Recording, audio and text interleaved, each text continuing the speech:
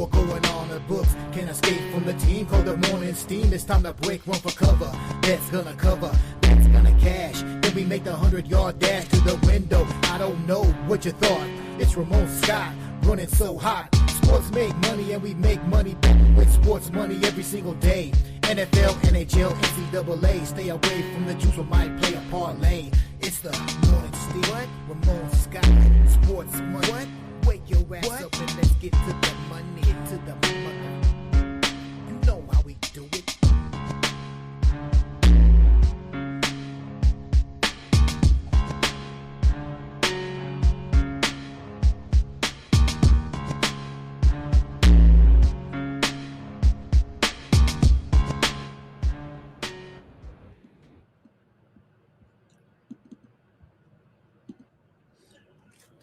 All right, everyone. Good morning. Welcome to the sports betting capital of the world, Las Vegas. This is Ramon Scott. And welcome to the Morning Steam Show here for Monday, January 19th. We're ready to go. I think we've got a little typo on our overall shell here, but I'll have to worry about that later because first we've got right now breaking news.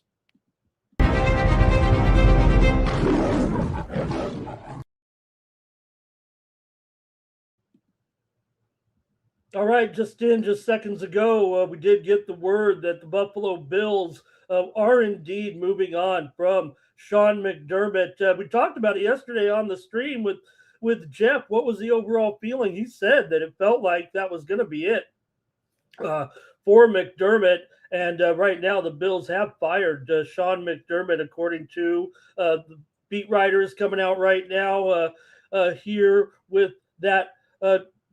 Following that loss by the Bills, no doubt about it. But, man, it felt like McDermott, has the program going in the right direction. I know that the expectations were getting high, but, you heard from fans like Jeff and the Bills fans saying, you know what, we weren't as concerned about, losing that last game, going all the way. It didn't feel like this was the right team. They're moving into a new stadium next year. Man, really a bummer there, I think, for McDermott. He's going to end up, this guy's not going to be waiting for a job here. We know all these job openings are still out there right now. Where could McDermott be headed here? Could be headed to Pittsburgh possibly here. Who knows? But right now, just a strange move here, feels like, with the Bills firing Sean McDermott. This just out just moments ago. Not a lot of information about what do you need to know with this one. So I felt like maybe he was just sacrificed there. Could it be Cleveland? Could it be Pittsburgh? You got to think somewhere up here in the Northeast that McDermott will be picked up certainly here. But you got to figure, I don't know what Bean is kind of doing here, but sure enough, who will it be in Buffalo now after the firing today of McDermott? So we can get your takes on that. I guess maybe oh man, I don't know where we can do. I'm trying to think of other places because you got to think this guy's going to land somewhere between now and when these hirings really start to get going here. I mean, you got to think this is the week here where we start to see some moves here. So, all right, that just in. The Bills fire McDermott here, and really have to wonder. It felt like a good season actually for McDermott considering what was going on, and what is Bean doing here? I don't know. All right, we're going to start the show. Good morning, everybody. Happy King Day to everyone. A holiday full of sports here, concluding tonight with the National Championship game. We're ready to go tonight here at the Sports Money Network. We'll be joining you here for the big game tonight between the Miami Hurricanes and the Indiana Hoosiers from the Hard Rock Stadium in Florida. We'll be along live tonight with live companion coverage here on the Sports Money Network. We'll preview the game here in just a few moments, but we're going to have the Natty decide. Will it be Coach Kurt Cignati leading the Hoosiers along with Heisman Trophy winner Fernando Mendoza. And don't forget my man, Keontae Scott of the Miami Hurricanes, guy I've had the pleasure of interviewing a couple of times. I've shown some of that here on the Sports Money Network. I don't know, I've interviewed him a couple times. You know, if I was to bring on Key right now, he'd say he'd know Mr. Scott. Been around, and maybe he'll have the big play tonight. I sure hope so, but we'll tell you who I like also in just a couple of minutes. Man, I'm just having a great morning here. Thank you for everyone joining me. Want to say, Andrew, let's do it right now. I'm Mr. Humble, or am I? Am I Mr. Arrogant? Anyway, over the weekend did hit, and we updated it several times, right, with my picks and all. We were following it all weekend, and hey, hopefully the subscribers there were also on board with me this weekend for our big win here over the week to start the golf season. Look, this is the way I do it. I mean, I could pick 7 golfers every week. I'd probably win every week, right? No, it's not that easy to do, but we were able to crack off the season here. Take a look at this with my picks for the Sony VIP. These are the free picks, and there he is right there, the 4th pick. I list them in order, not in order of preference. You can see the odds kind of go in order there. But our pick, not only that, we had Bobby McIntyre there too. Looks like really a good series of picks starting off the season pretty good in golf. There's McIntyre up there at 22-1. He also finished pretty good, pretty decently. I thought he tailed off just at the end there. More likely, the other golfers kind of passed him up. He finished tied for 4th at 12 under. Corey Connors also right in there. He had a pretty strong weekend and tied for 24th. Might not have got those top 20s in there, but there he is, the number 4 slot there. Chris Gotterup, 65-1. Also want to note there, I'm so excited. After the guy who finished in dead last there that I picked, and there at 66-1, John Parry, the Englishman, 125-1. He finished tied for 19th, so that should have scored nicely there as well in the top 20s. So great weekend. I had a great time there celebrating on the show last night. And make sure you're subscribed to me over at winnable.com. You want to get plays like this delivered to your phone, device, inbox, web browsers, if you will. This one's free. My golf picks are free. And you can get those at winnable.com/Ramon. Sign up for my free subscription over there, and that's how you'll get these. Every week during the main tournaments, I don't sit out the first main one here. Yeah, we didn't go with all the tournaments there at the end of the year after the championship have been decided, and we got kind of the minor leagues a little bit, if you will. But make sure you're signed up with me to get my free golf picks and more free picks over at winnable.com. There is a paywall also for more picks here, and we had some winners there last night over on the paywall there. So check me out over at winnable.com. Save 20% when you subscribe with the promo code STEAM. The paid selections will give out here usually a couple packages a day in the different sports, and you get those picks as well. I give you the free picks all day long here on the Sports Money Network and some other channels. But to get more content from me, more free picks, please go over to winnable.com/Ramon and sign up. And again, make sure you sign up for those free picks as well. That's how I send out my golf picks here every week during the season. We are definitely into the season here right now. So, all right, big things, big doings, big happenings here on a holiday, including some steam. We're just 90 minutes away from the first tip-off of the college basketball card here today. It's primarily an afternoon card at college basketball, getting ready for the national championship tonight in football. And there's also some day games, some late afternoon games, if you will, in the NBA and NHL. We'll talk about all those here in just a moment. But first, let's start it off with a little bit of steam here.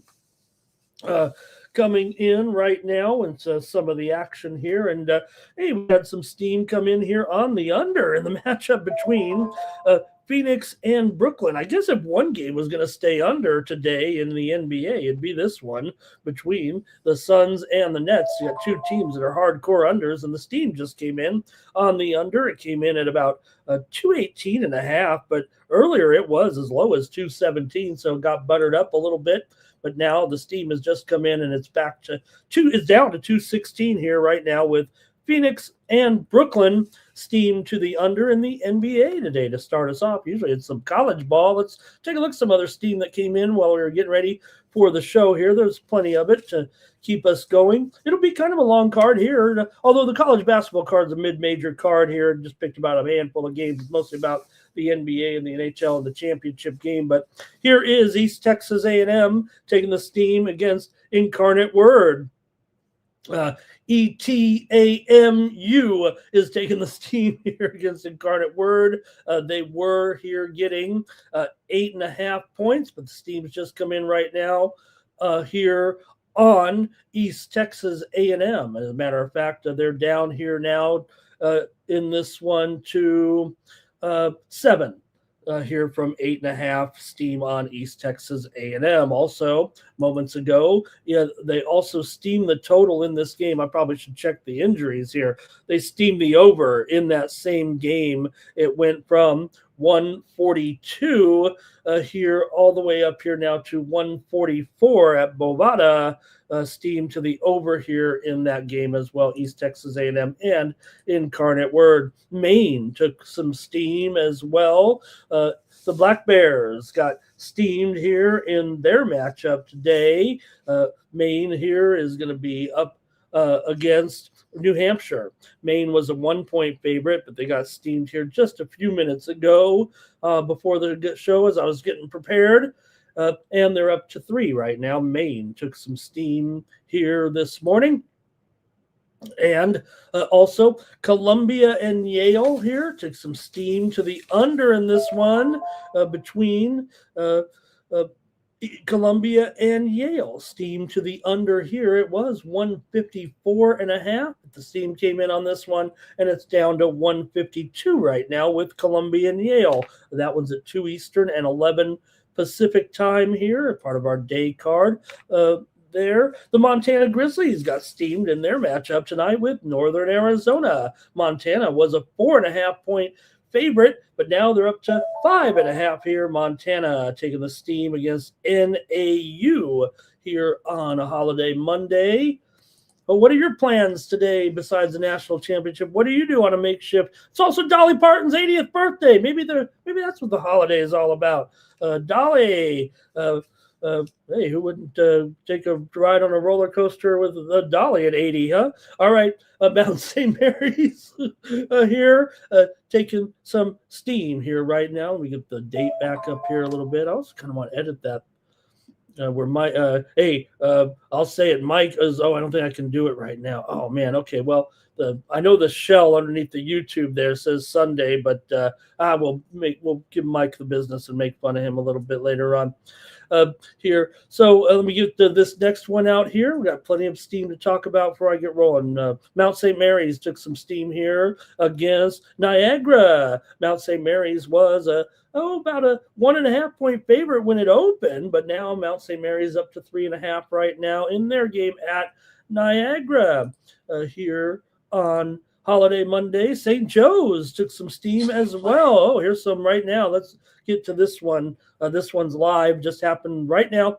Iona and St. Peter's. Here comes some steam to the under live here on this one with Iona and St. Peter's. It was 145, and right now it's being hit here across the board. Game 863, 864, and that steam comes in on the under. We're all the way down to 141.5. That's a 3.5-point move, basically from the opener, maybe even 4 points. Iona and St. Peter's steam to the under. That St. Joe's game I just mentioned, they took the steam against VCU here today, and it was 15.5, but only down to 14.5. But the steam did come in on St. Joe's against VCU, New Haven, and Chicago State. The Chargers got steamed in their game again. Or no, I'm sorry, the total got steamed there between New Haven and Chicago State.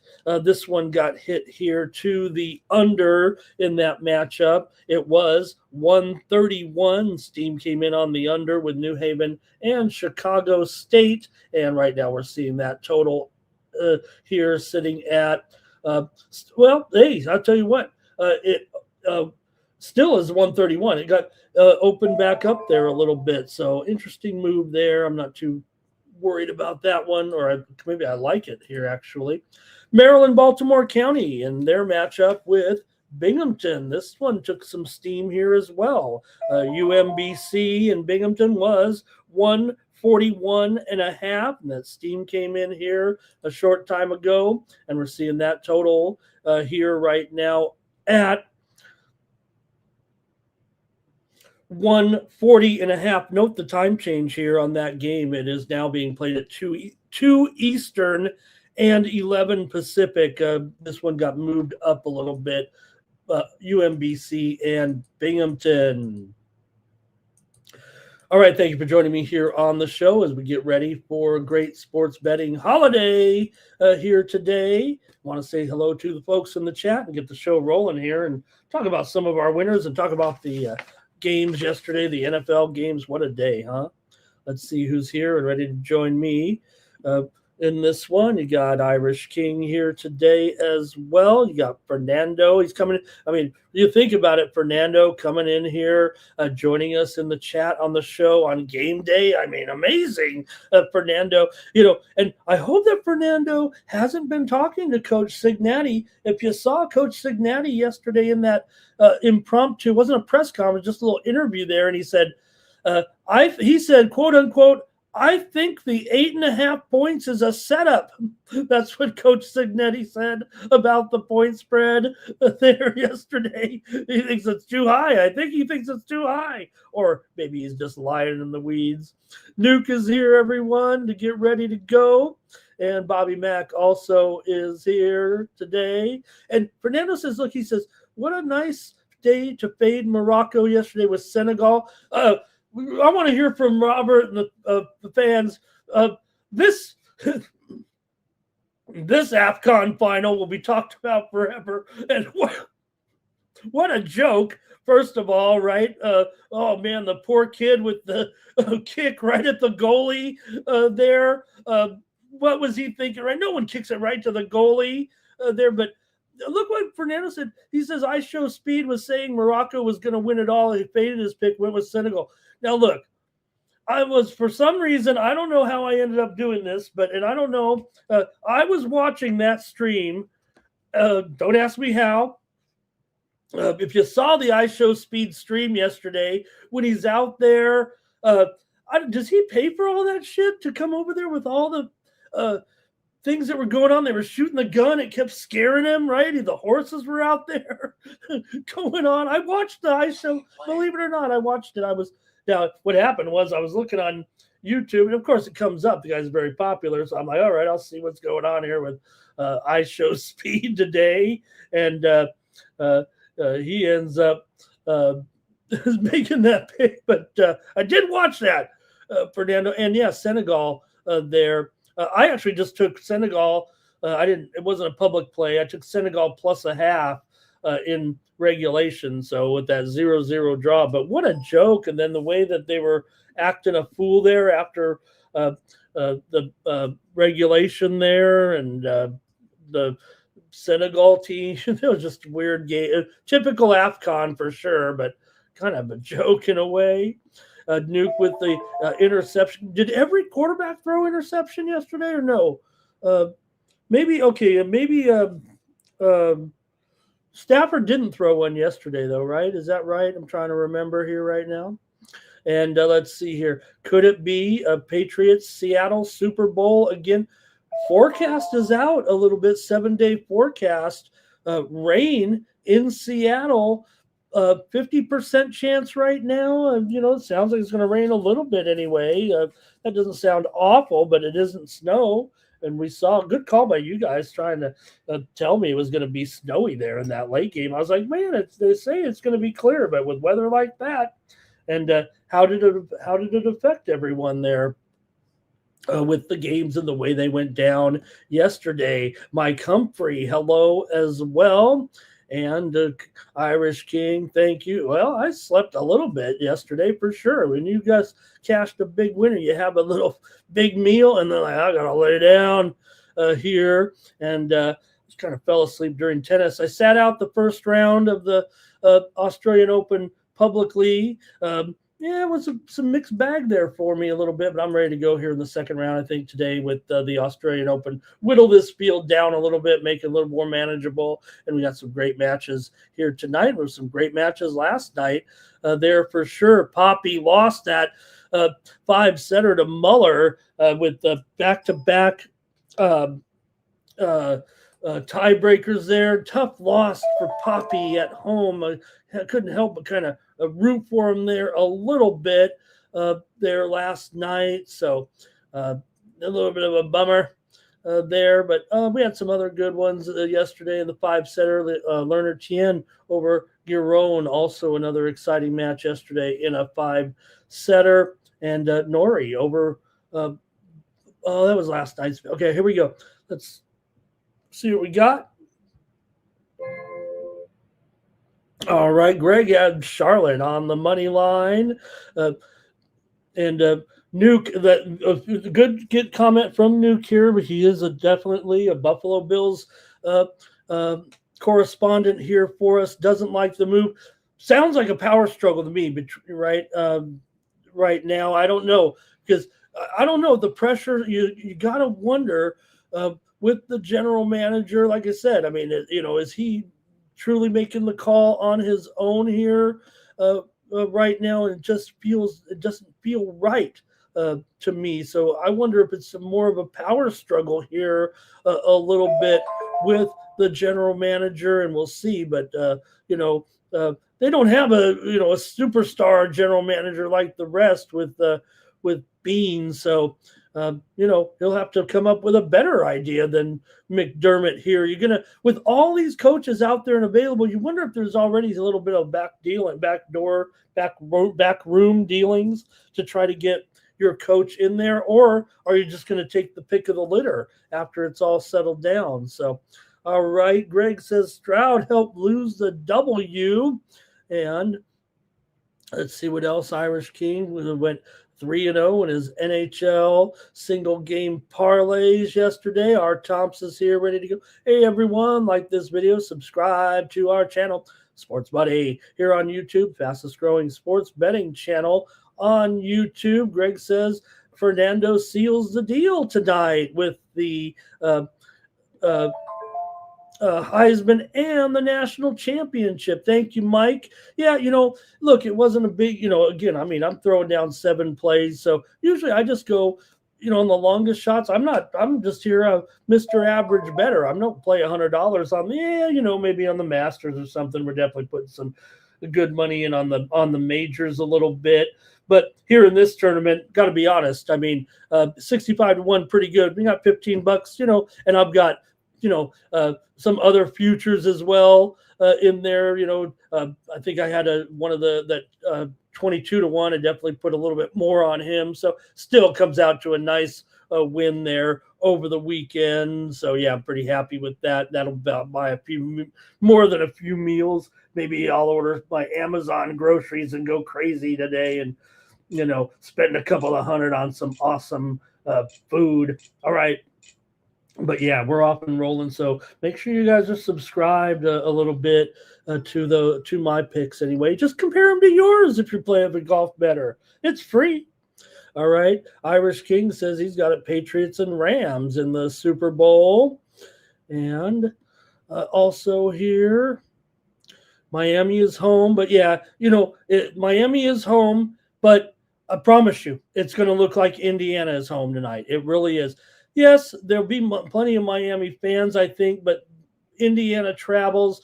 This is a special team. I don't say Miami been there, done that, because this is the new era of championship with the college football playoffs. So it's not like the old days in Miami, in terms of greatness there. But it will be red. It will be red for the most part in the crowd tonight, believe it or not, in Miami.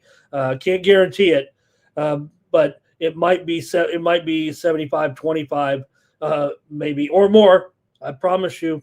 They are already talking about it. The city has been invaded by thousands of crimson wearing red fans. All right. You guys got some other plays in there tonight as well. Irish Kings notes the moves in the basketball games here tonight.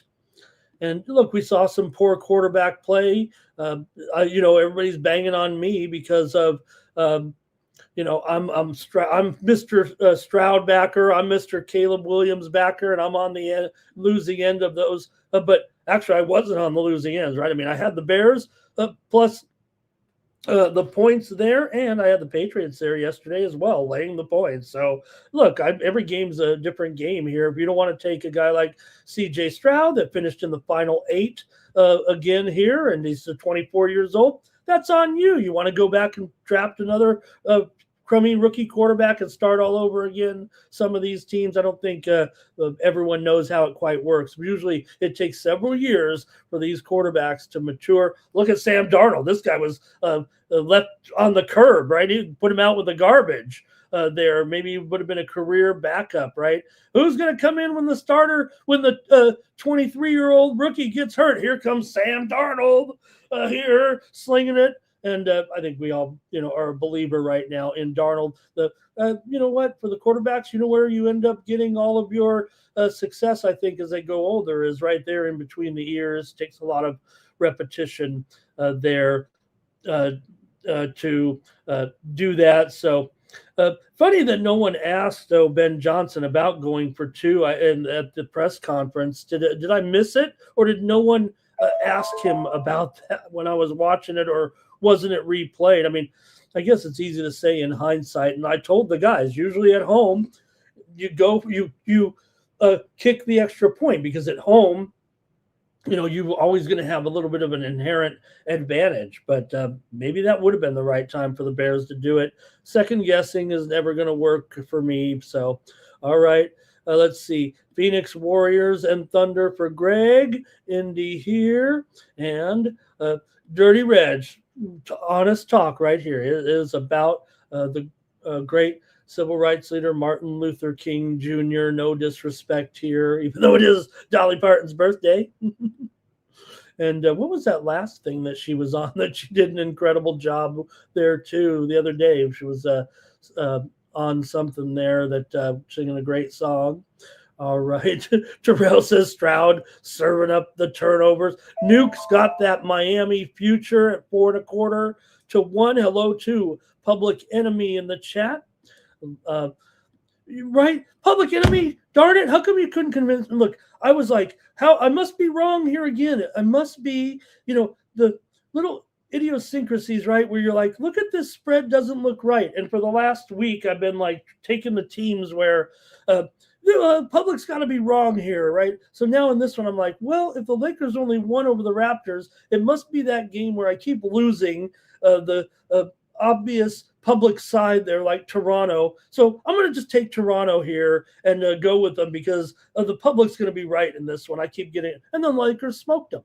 And I got it wrong last week with the Lakers. Oh, man, what am I doing? Our Tomps loved the show last night. Hey, I think we'll have a great show tonight in the national championship as well. Hope everyone joins us for that.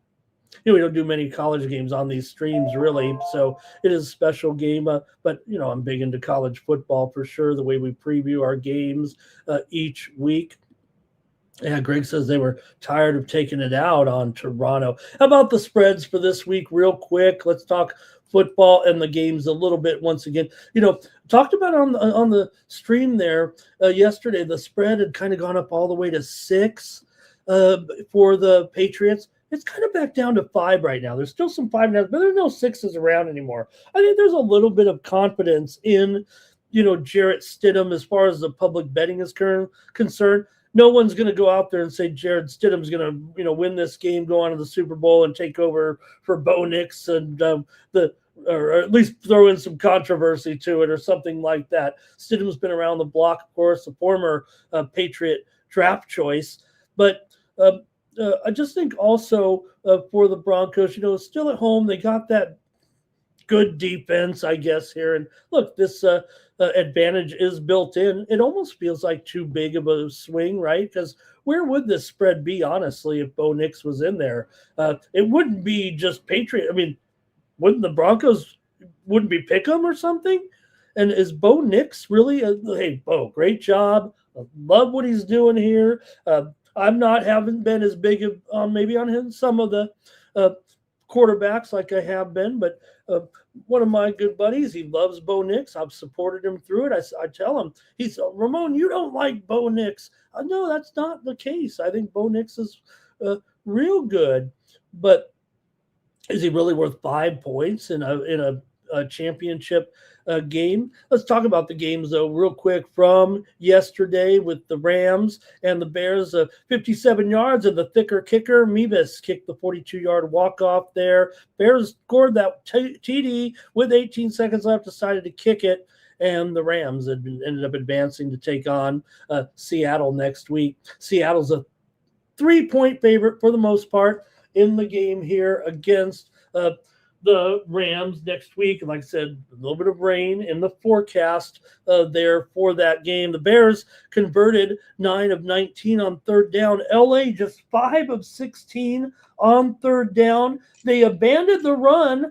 I kept whining about it on the broadcast because they were running for several yards a pop, 4, 5, 6, 7 yards a pop. But they kept going back to the pass, and I think that hurt them in the end. As they won the game, don't get me wrong, but maybe they could have actually not had to sweat it out so much if they wouldn't have been so pass happy. The Bears had trouble on those fourth down conversions, 5 of 12. After a while, just take some points, please. Yes, it's easy for gamblers to say that. I'm probably as guilty as anybody when it comes to it. Gamblers are going to be a little bit more. I don't know. Maybe the other gamblers are like gamble, and do go for it. I'm gambling. I need some points on my side of the ledger. So the Rams had those 2 impressive drives. One to open the game, and then the oh. Good morning. And the other long drive to take that one over the Bears. Also, Houston turned it over so many times there in the first half. You guys mentioned it. And the Patriots scored on that pick 6 to take a 14-10 lead. And the Texans are now 0-7 in the division round here. Remember, they're an expansion team. Meant to replace the Oilers, so they haven't been around a whole heck of a long time, but long enough that, man, you'd think they're the only team never to play in a conference championship game. Every other team in the league has played in a conference championship except the Texans. But again, they're kind of a newer they're one of the newer franchise, honestly. But so the Patriots will move on to play Denver. Texans couldn't run the ball, just 22 rushes for 48 yards on the game, and Houston's only touchdown came on the 27-yard drive. They didn't have a long touchdown and a long drive really in there at all. A good drive, it felt like, with those picks. May just had 179 yards, but 3 touchdowns in that kind of weather. He looked pretty competent for sure. And of course, Stroud just 20 of 47 for 4 interceptions. So there's a little recap there, and appreciate everyone joining me here on the Morning Steam. All right, we got a few more comments, and I think we can get ready to go. Cash Kane had it right there, and Dirty Reg said there you can take a Seahawks or the field, Seahawks or the other 3 teams. I think there is what Dirty Reg is saying. All right, here, let me see what's going on. We got another move here, some steam coming in right now in the NBA, and this one is with Oklahoma City and Cleveland. We got some steam here to the under. It was 234 what we're seeing steam here. I was on a show last night talking up the under in this game. I did like the under. Man, this one's fallen all the way to 231.5 right now, with Oklahoma City and Cleveland. Steam just came in to the under yesterday. We did have some winners here on the morning steam yesterday in the NBA, including the Memphis Grizzlies in that game over there in London yesterday. We had that winner. We also had the Pelicans plus the points against the Rockets yesterday. Rockets got the win. Pelicans got the money here. And also, let's see here. That was it for the NBA. Not a great performance by me. Let's see here. Irish King Rams are going to the bowl. And their Irish King saw I Show Speed in there. Why aren't I as popular as I Show Speed? Is it I'm not fast enough? How come I don't have how many subscribers does he have? 35 million?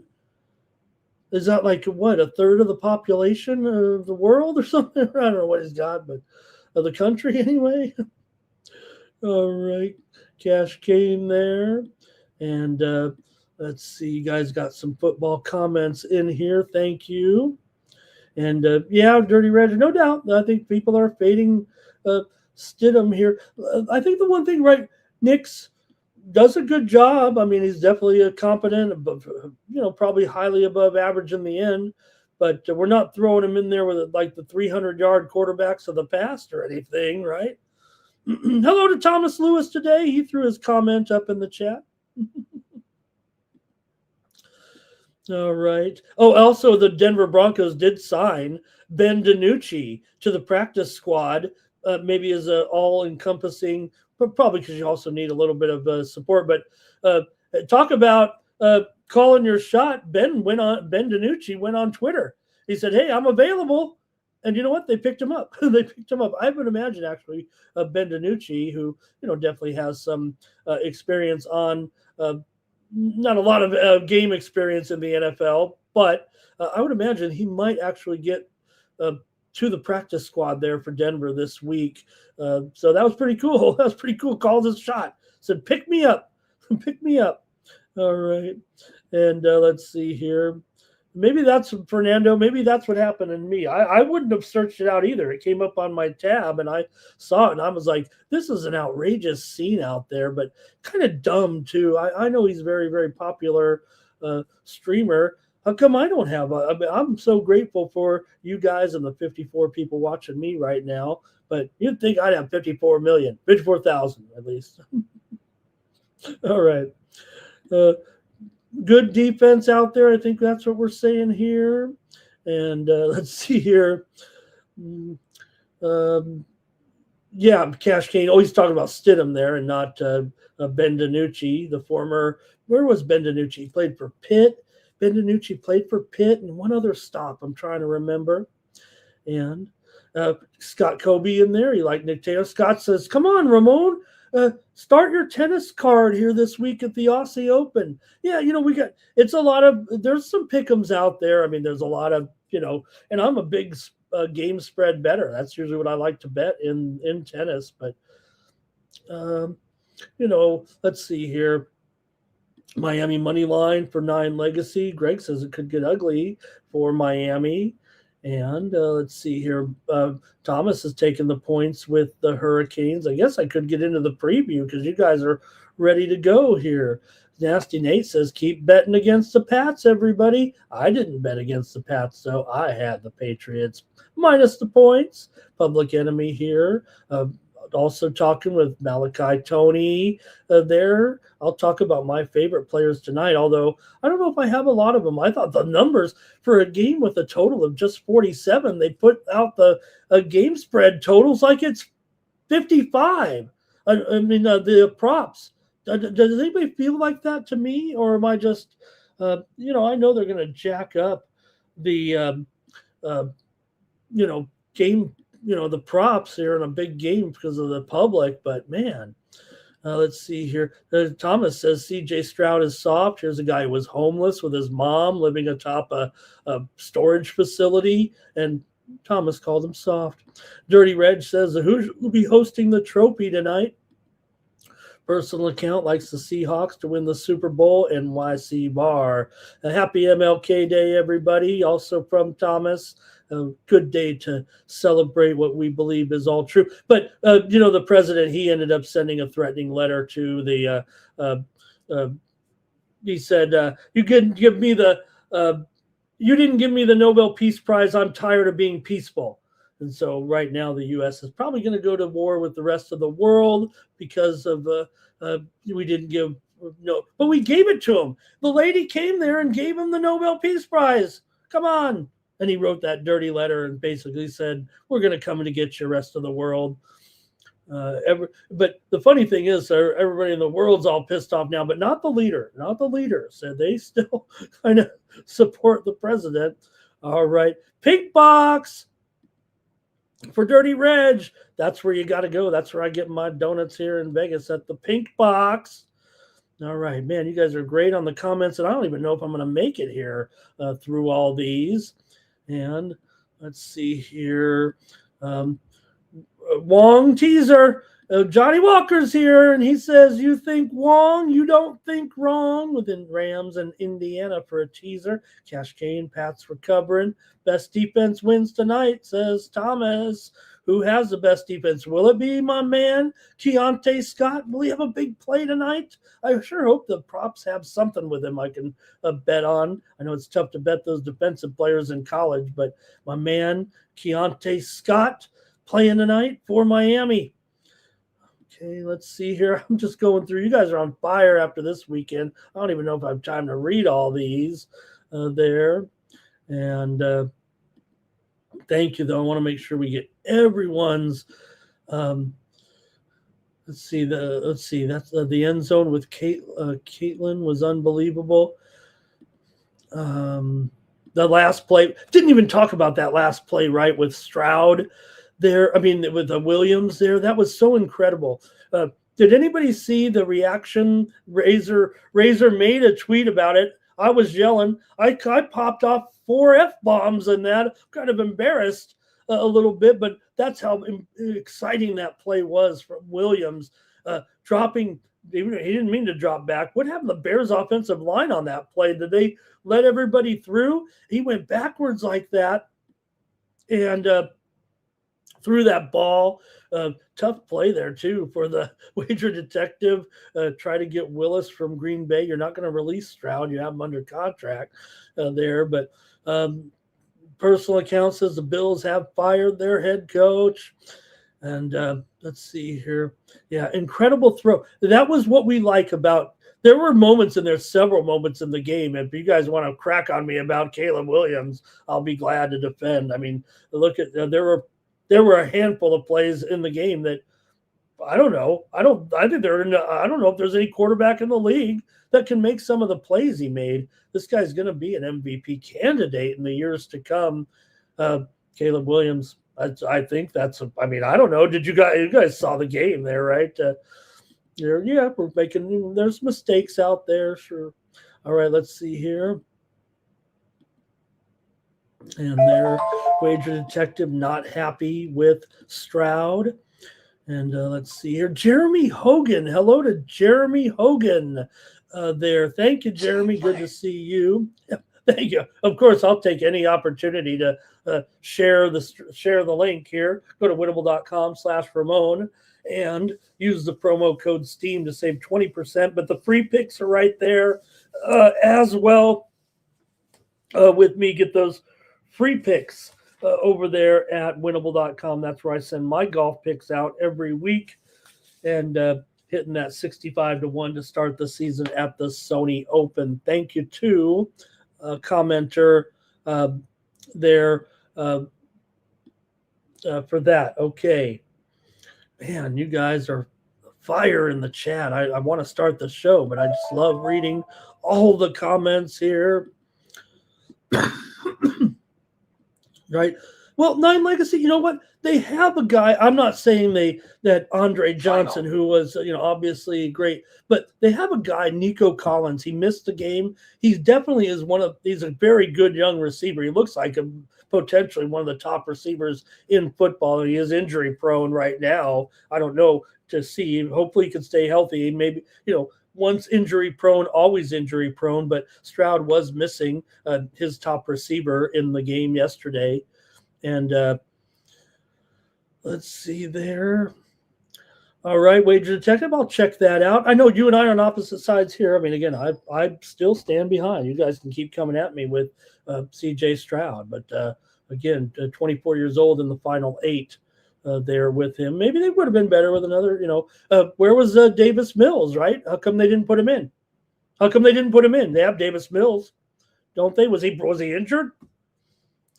All right, Denver won the wishbone this week. Wouldn't that be awesome? There.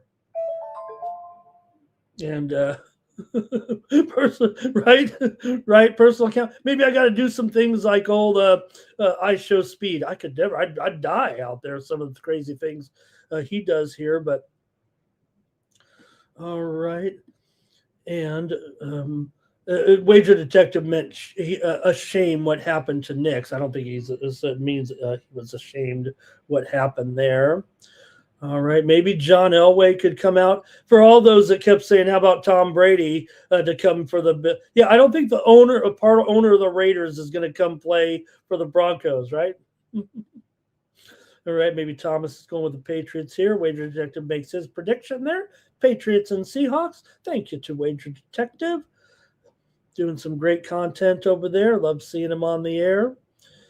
And let's see here. Rams for Irish King. Bills fired McDermott, says Ken Mizrahi here. And all right, Rams coach, they're going to fire McVay. I don't think so. They'll probably give him a bonus here before they fire him.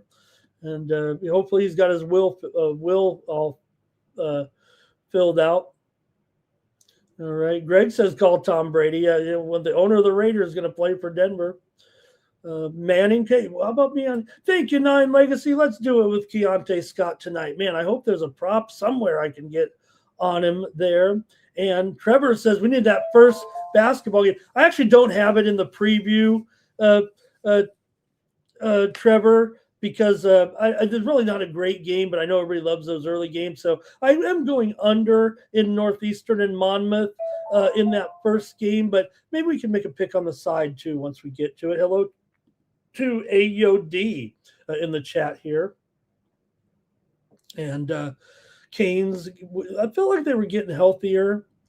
All right, you guys, man, I'm almost to the end here. I hope didn't miss anything too important here. Let's see here. Thomas, not exactly on in Caleb's support group here. Thank you guys. I think I made it all the way through here of all the comments. And Johnny Walker also there. Yeah, I'm taking the under, but maybe we can get a side on the game here too a little bit for these 2 early games in college basketball. Cool to have a game there early. It's also a great day for some horse racing. Okay, let's see here. All right. Wow, the Warriors have played that many. It's funny how I remember MLK Day as a day where Mills is a winner, right? Right? Mills is a winner wherever he goes. Whenever he plays, it seems like, okay, I've made it through. And I better just get started. But I just wanted to say there real quick about MLK Day. I remember they used to play like a network, like on CBS. They'd have, this was just for a couple years back when they just made MLK Day a holiday. And that's probably 35 or 40 years ago, right? I don't even know the date when they did make MLK Day a holiday, but they used to have like a game on CBS. It'd be like a big deal to have the network game on the holiday there. But it was a little different back then when you didn't have, but 13 channels. All right. Here we go. Let's just start the national championship preview here. I'm done with the comments. You guys, great comments. I'm sorry that I ran through them so quickly, but so many great comments there. Next, we're going to start running that little thing there on the side, unless anybody says something dumb. We'll just start running the comments on the side of me here, possibly the old the comments like this. there. Maybe we can make a little thing there for it and do that. Does anybody like that? And we have it on the show on Monday nights. Do you like seeing the comments? The important thing is not everyone gets the comments through the side, and here you can play them on here. So just let me know what you guys think with that, and tell me if you like it here. Maybe we go. No, we don't want to do that. We don't want to do that. Maybe we could do that, but it covers up the other stuff there. So let me know. You could play it like Razor was showing us last night. There with some of the comments. Does anybody want to do that in the future? Please let me know if you like this feature that StreamYard has, and then all the comments come up on the screen like that. Do you like it big? Should it be a little smaller so we can get more on there? So do you want to try it today and tell me how you guys like it? Thomas says he likes it. No, like I said, a lot of people we take it for granted, because if we watch on YouTube, sometimes the comments, some people I know even put, believe it or not, me on their big TV. How ugly would that be here? But okay, maybe I like it, but I just thought, that, and plus it covers up the sports money logo there. But I think I want to start trying it a little bit. I think it is very cool. So, okay, let's do that then. And I'll get to the other things here a little bit. Can anybody read it fine? Let me know. Like I said, there's a larger size, a medium, or a small font, and then also we can kind of go wider. It just cuts. I don't like that cutting into the graphic there a little bit. So it feels like regular and medium probably looks like the best one. Let me know what you think. Thank you, everybody. And yeah, Johnny, they don't have anything bold. They don't have like a bold font, so it comes in just like that. But like I said, it could be a little bit bigger, a little bit. Give me large, says Thomas. That's good enough for me. If he says large, let's do it large. There with the big. I think he means the big font, right? The big font, right? Bigger letters, Thomas. Let me know. Let's start it. Okay, Miami and Indiana here tonight with the Hoosiers favored by 7.5. And look, I don't know if I like many props here actually in this game. I believe they've all been priced pretty high. In fact, the only thing I can get behind is probably the tight ends on each team, and they're really not even all that great. Although Kenyon Sadiq, I'm not. Let me get my right.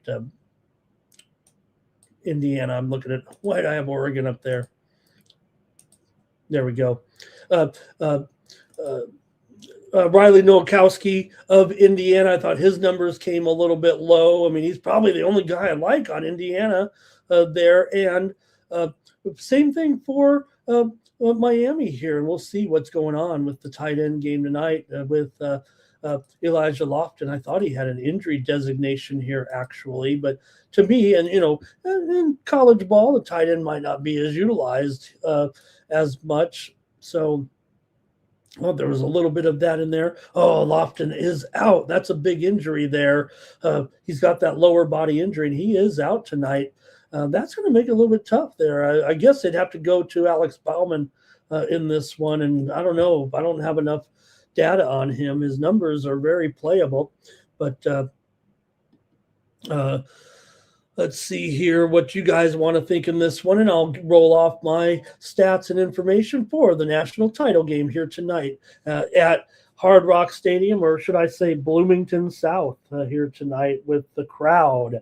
The Hoosiers have only three wins by less than 10 points. Indiana's outscored their opponents 194-45 over the last 5 games. Indiana scored 30 points in 8 of their last 10 games overall. This veteran offense, they brought in Mendoza. They basically had everybody else was a returning starter pretty much on offense, I think, except for maybe one other position. They obviously have a top-notch receiver on the Hoosiers, several great receivers in there, but from Elijah Surratt certainly had the big game against Oregon, 7 receptions and 2 touchdowns. You could also look to Charlie Becker in there as well as a top guy in this game, and Omar Cooper here, who has high expectations, doesn't always meet them, but he's always consistent. Cooper there, and even from E.J. Williams as well. Great offense, really. for Indiana. I just thought the prop numbers came a little high. I'll bang them out. I'll find some props when we head into the show tonight. I might have to stretch it out a little bit. But, for Miami, look, Carson Beck, been there, done that, right? I mean, he comes over basically from Georgia for this opportunity, and it's a good opportunity for Cameron Beck. He started 13 games last year for the Bulldogs, and here he finds himself in the national championship game. Mendoza, he came over, of course, from Cal, and he was a big time starter there. I mean, he started basically 2 seasons for the Bears before coming to Indiana, and not only that, he's from Miami. I mean, he is from Miami. He is from Miami. He is really what I'm telling you, man. He is a real Miami native for sure. So this is kind of a big deal for him too. Indiana's plus 21 in turnovers this season, plus 36 in 2 years under Coach Cignati. Here they won their 3 playoff games, 13-10, 38-3, of course, and 56-22. Hoosiers are 8-3 against the spread and 11 non-conference last 11 non-conference games. That dates back to when they were getting some points too before they started their great run here over the last 2 years. Hoosiers have gone under in 3 of their last 5 games overall coming in. Miami's won 7 straight, allowing just 12 points per game in those 7 wins. They won their playoff games 10-3, 24-14, and 31-27. The Hurricanes plus 11 in turnovers this season. They're also pretty good at doing that. Miami 7-1 against the spread in games with a single-digit spread. Not all of them has favorites. And Miami 3-0 against the spread as an underdog this season. Under crystal ball, Miami 7-5 against the spread as an underdog. Here, Miami, though, just 15-22 against the spread last 37 games, coming in off of a win. They've gone under in 8 of their last 12 games here this season.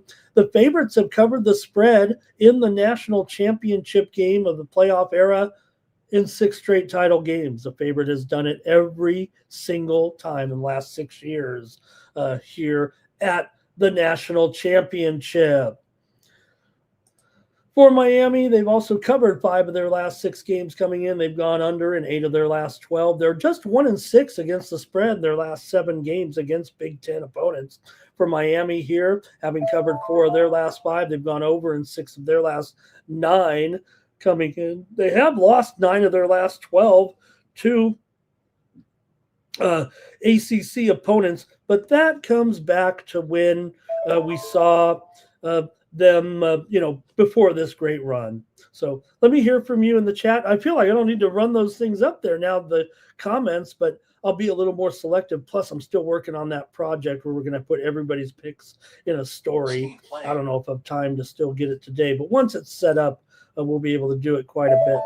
There's some steam real quick in college basketball just to interrupt the proceedings. Bethune-Cookman and Arkansas Pine Bluff. We got some steam here in this one between Cookman and Pine Bluff. The total here going over, it was 153.5. And the steam's coming in on the over here with Bethune-Cookman and Arkansas Pine Bluff today. College basketball action. And that total right now, we're seeing it go up here to 155.5. Bet online is a little slow to move. If you want to get on this one, you can still get 152 here for a few seconds. Steam to the over with Bethune-Cookman and Arkansas Pine Bluff. Now this one's as high as 155.5. All right, so I think we can throw up some comments in there for sure. Maybe I can be more selective with just the ones that have the picks in there, right? And Indiana wins. Miami covers, says Thomas. Medium don't look bad. Okay, hope that works for you guys. Personal account took Miami plus those points. The Gibson line here says 31-17. The Gibson ratings, as I'm now calling them. So hope Greg likes that moniker because he gives us those data points that he likes to give. All right. Nuke says Indiana first half and full game. Robert laying the points with the Hoosiers here. R. Thompson, Indiana in this one. Greg says might be a long day there. for the Hurricanes. And let's see here. Beck to throw an interception. I don't know. Did I miss? Is it only a pro thing? Did I miss the did I miss the double interception, or is it not happening tonight, or is it only in pro? By the way, guys, I mentioned I'm on the under there with Northeastern and Monmouth. We're talking about that first game, right? Right now, this team is coming in on the under, right? This second, look at it. You can see it. It was, I said, right? It was 147. Well, it's down to 144 right now at Bet Online. Hope you're on with me. The total just moved 2.5 or 3 points here right now with that Northeastern and Monmouth game coming up at 11 Eastern and 8 a.m. The total has just gotten hit big time, and we're seeing it down here to 145 at some books, 144 at others, as this one just got hit to the under. So maybe we'll make a pick on the side as well. There on now that total has moved. You know what? I gave it out and you guys hit it, right? That's what happened. All right. Let's see here. Let's see here. Don't get tricked by the hook. Indiana covers there. Indiana here for Thomas. And or Michael Irvin, 5 dimes on the money line. No INT prop in the college game. Mendoza, he's pretty efficient too. I think that's part of it there. I hope he throws a pick to my man Keontae Scott, but Beck is overrated. You know, he's definitely going to be, drafted, but we'll see. All right, I've made it through all the picks, and my pick tonight is the Indiana Hoosiers to win and cover. Well, I want to root for my guy, Keontae Scott. Hopefully he'll do something big in the game and help. He's going to the NFL, that's for sure. And but I like Indiana. I believe team of destiny here. Look, they've beaten some teams, right, where, we've questioned them before a little bit. They've still come through mostly with flying colors. This is just a special thing. Whether or not Signetti is just capitalizing on the moment a little bit with his confidence here, talking about his greatness as a coach. Here, look, it's not just in Indiana. He's been a winner wherever he's gone, even before,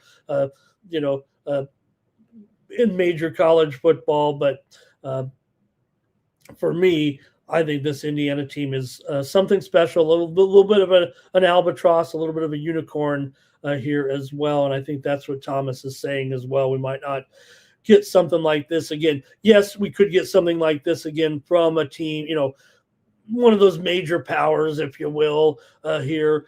Whether or not Indiana keeps this up, I imagine they'll still be very, very strong under Signetti and continue to be a very strong team in the Big Ten. Just feels like this is just one of those things you see every decade or two where a team comes out of nowhere and really does something special. This guy obviously runs a tight ship and a good program here. So, hey, there's Dylon in the chat. He's got Indiana also to rock here tonight. I do too. So I'm going to take Indiana on this one. I feel more confident possibly in the total here in this game. So I'm kind of keeping that one under wraps, but maybe you figured it out by my conversation. Thank you, everybody, for all your comments there with the national championship game. Am I going to need a new thing, though, here covering up the Sports Money logo there with our comments? But I do like having the comments in there. It's a neat feature. We might keep that. All right. I was just worried, people be all cussing and everything, but I guess I could just turn it off. And I don't mind it, but, it's some good. Look, I was dropping F-bombs last night on that touchdown pass. Go to Razor's X feed. He clipped the moment that Caleb Williams threw that touchdown. I didn't realize I had said F. I think, did I say it 3 times there? I'm kind of a, guy not to do that too much. But okay, that's it for the national championship game. Everybody got their comments and plays in there. Greg said they could beat the Jets, Titans, and Cleveland. All right, let's go to the NBA. We got a big holiday card here tonight. Let's get ready for your picks here right now with these games. And we'll start it off here with a day game, 1 p.m. Eastern, 10 Pacific, with the Milwaukee Bucks taking on the Atlanta Hawks. Great city to have a day game on it. on MLK Day here with the Hawks favored by 2 now. This one's gone down a little bit. Here, still some 2.5s out there, but it was as high, I believe, as 3 at some of the openers. Although some books open at 1.5, so we're settling down right here in the 2 range in this one between the Bucks and the Hawks. I don't know, the Hawks have had some moments here of late. The Bucks have had some troubles here. Both teams have actually lost 3 straight, but Atlanta is a team that comes in with a slightly better record. They're 20-24. Milwaukee's 17-24. They just haven't played as many games so far coming in. But see what you have in this one with the Bucks here taking on the Hawks here to start the action on Holiday Monday. Milwaukee's just 1-4 straight up and against the spread in their last 5 games overall. Atlanta's lost 12 of their last 17 right now, and also lost 6 of their last 8 at home. But Atlanta's still not a terrible cover here of late. 5-5 ATS in their last 10 games overall, but they're just 7-13 against the spread as a favorite. Milwaukee, meanwhile, not a great spread team at 18-23, but they are 11-11 as an underdog. So they're 7-12 as a dog. I mean, as a favorite, but 11-11 as a dog. Maybe a little bit of a better role there. These 2 teams have not met yet this season. These semi-frequent opponents. Milwaukee's gone under in 11 of their last 16 games coming in. They've also gone under in 4 of their last 5 games on the road. Atlanta's gone under in 5 of their last 7, and 9 of the last 13 games between these 2 teams have gone under as well. So say the trends kind of point to the under here. And I don't know if I'm hot or cold on that, but let me hear from you in the chat. Certainly some of the trends here would favor the under here right now. Let me hear from you in the chat with this one when Indiana here takes on, when Milwaukee takes on Atlanta here this afternoon. All right, I feel like I don't need to go to the chat, but I do need to go to the chat. I need the picks. So this is here. Yeah, we're. What was that? What was that? Butt squirt 69. What was? Oh my God! Sounds like a bad night after the taco shop. All right. Let's see here. Cleveland. Let's see. Indiana money line here. Oh, that's on the football game. No wonder I kept saying Indiana. Bucks on the money line for VAR. Cash Kane. Bucks on the money line. Hawks are gonna take a second to adjust, but he does. I think 9 Legacy likes Milwaukee here. And Greg, there's the Gibson ratings. Thomas says Bucks and under. And Public Enemy says the Hawks, especially after the Celtics blew them out. Bucks don't have nothing but Giannis, and he clearly can't do it anymore. I kind of agree with that. I mean, I was looking at Indiana certainly in this game here tonight. Atlanta is just 7-10 straight up at home, 10-10 straight up as a favorite, but the Bucks are 7-15 straight up as an underdog. I mentioned how it's funny. I mentioned how their spread record, as a dog is 11-11, but they're 9-13. So they're usually getting a few more points than this, it feels like, right, to me, and in their underdog role. So it might not be enough here. I think that's the way I would kind of portray this. And Stan Don says Atlanta better not lose on. But what about Milwaukee? I know, that's why I said what I said. Home game here. Jalen Johnson needs to get back in form. Fernando's on the Bucks here. I think that's cool that you guys get to see those picks before I get to go to it too. So I think personal account, is he saying, take the over here? All right. Well, then for me, I'm going to go ahead and take Atlanta here as my play. Give me the Hawks to win and cover here against the Bucks here today. All right, the Thunder are going to take on the Cavaliers here in this one. The Thunder on the road here still, but they were hot again, but they did lose last time out. That's okay if you're the Thunder. Nobody's whining at this point, but they did lose a game last time to Miami, 122-112. 20. Hey, I had Miami in that game for Cleveland here. Meanwhile, the back-to-back wins over the Sixers. They won 2 consecutive games on the road against Philadelphia here for Cleveland. They are just 7-17 at home against the spread, 15-28 against the spread overall. That's for a team that actually here is 24-19 straight up. Both these teams kind of suffered from the hey, we're good, but we can't cover type of syndrome. I mean, even Oklahoma City, with their 35-8 record, is 21-22 against the spread.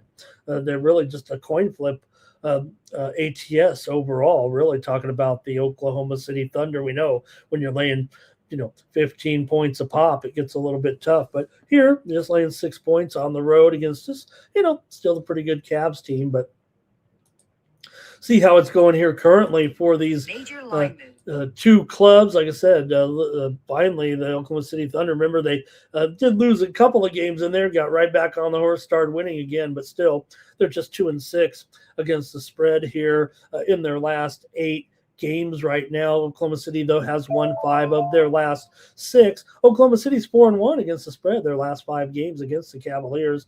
Cleveland's 7-3 ATS in their last 10 and 5-2 against the spread their last 7 games at home. If anything, it feels like the Cavs are, kind of in a mode where, look, I mean, they're 24-19 right now, and need to make sure that they can keep winning a little bit after kind of a little bit of a sluggish start. 4 of the last 5 meetings between these two teams have gone under. The widely reported steam did come in also on the under in this game here between the Thunder and the Cavaliers. So let's see what you guys have in this one. You guys are already sneaking a peek. So we use that new feature down there. But I do want to hear from you guys. Here we go with the comments. And good morning to D Money. He's here ready to go. And let's see here.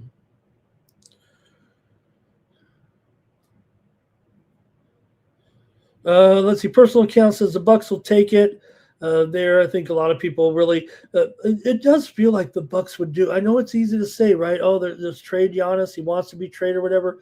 I think is kind of have some loyalty to that city. I mean, we think of Giannis. I mean, he's no spring chicken anymore there, but it would be nice to get him on a team that really was poised for a title, because it feels like he could be a player to take you to the title, right?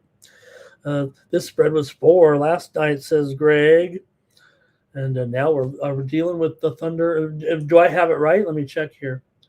-6, even some 6.5s out there. Far is on the Cavs here. Thomas likes the under. The Gibson ratings here say 120 to 112. Personal account says, Ramon, that total, you got to look at it. This one's been on the move here, down to 231 right now on that widely reported steam that came in for sure. Yep. Oh, boy. All right. We continue on here with some of your comments in this game. Robert's on the Thunder here. Under 4, Public Enemy. D Money's on the Cavs plus the points. Greg says Cavs beat up on bad teams only is what it feels like to him. And Irish King pointing out that move on the total. And Giannis is going to be tired playing too many minutes there, says Greg. All right. Well, I guess I'll make my call here in this one between the Cavaliers and the Thunder here in Cleveland here this afternoon. This one's at 2:40 Eastern and 11:40 Pacific here in this one. And I've got the Oklahoma City Thunder in this one to cover on the road. Give me the Thunder over the Cavs here today.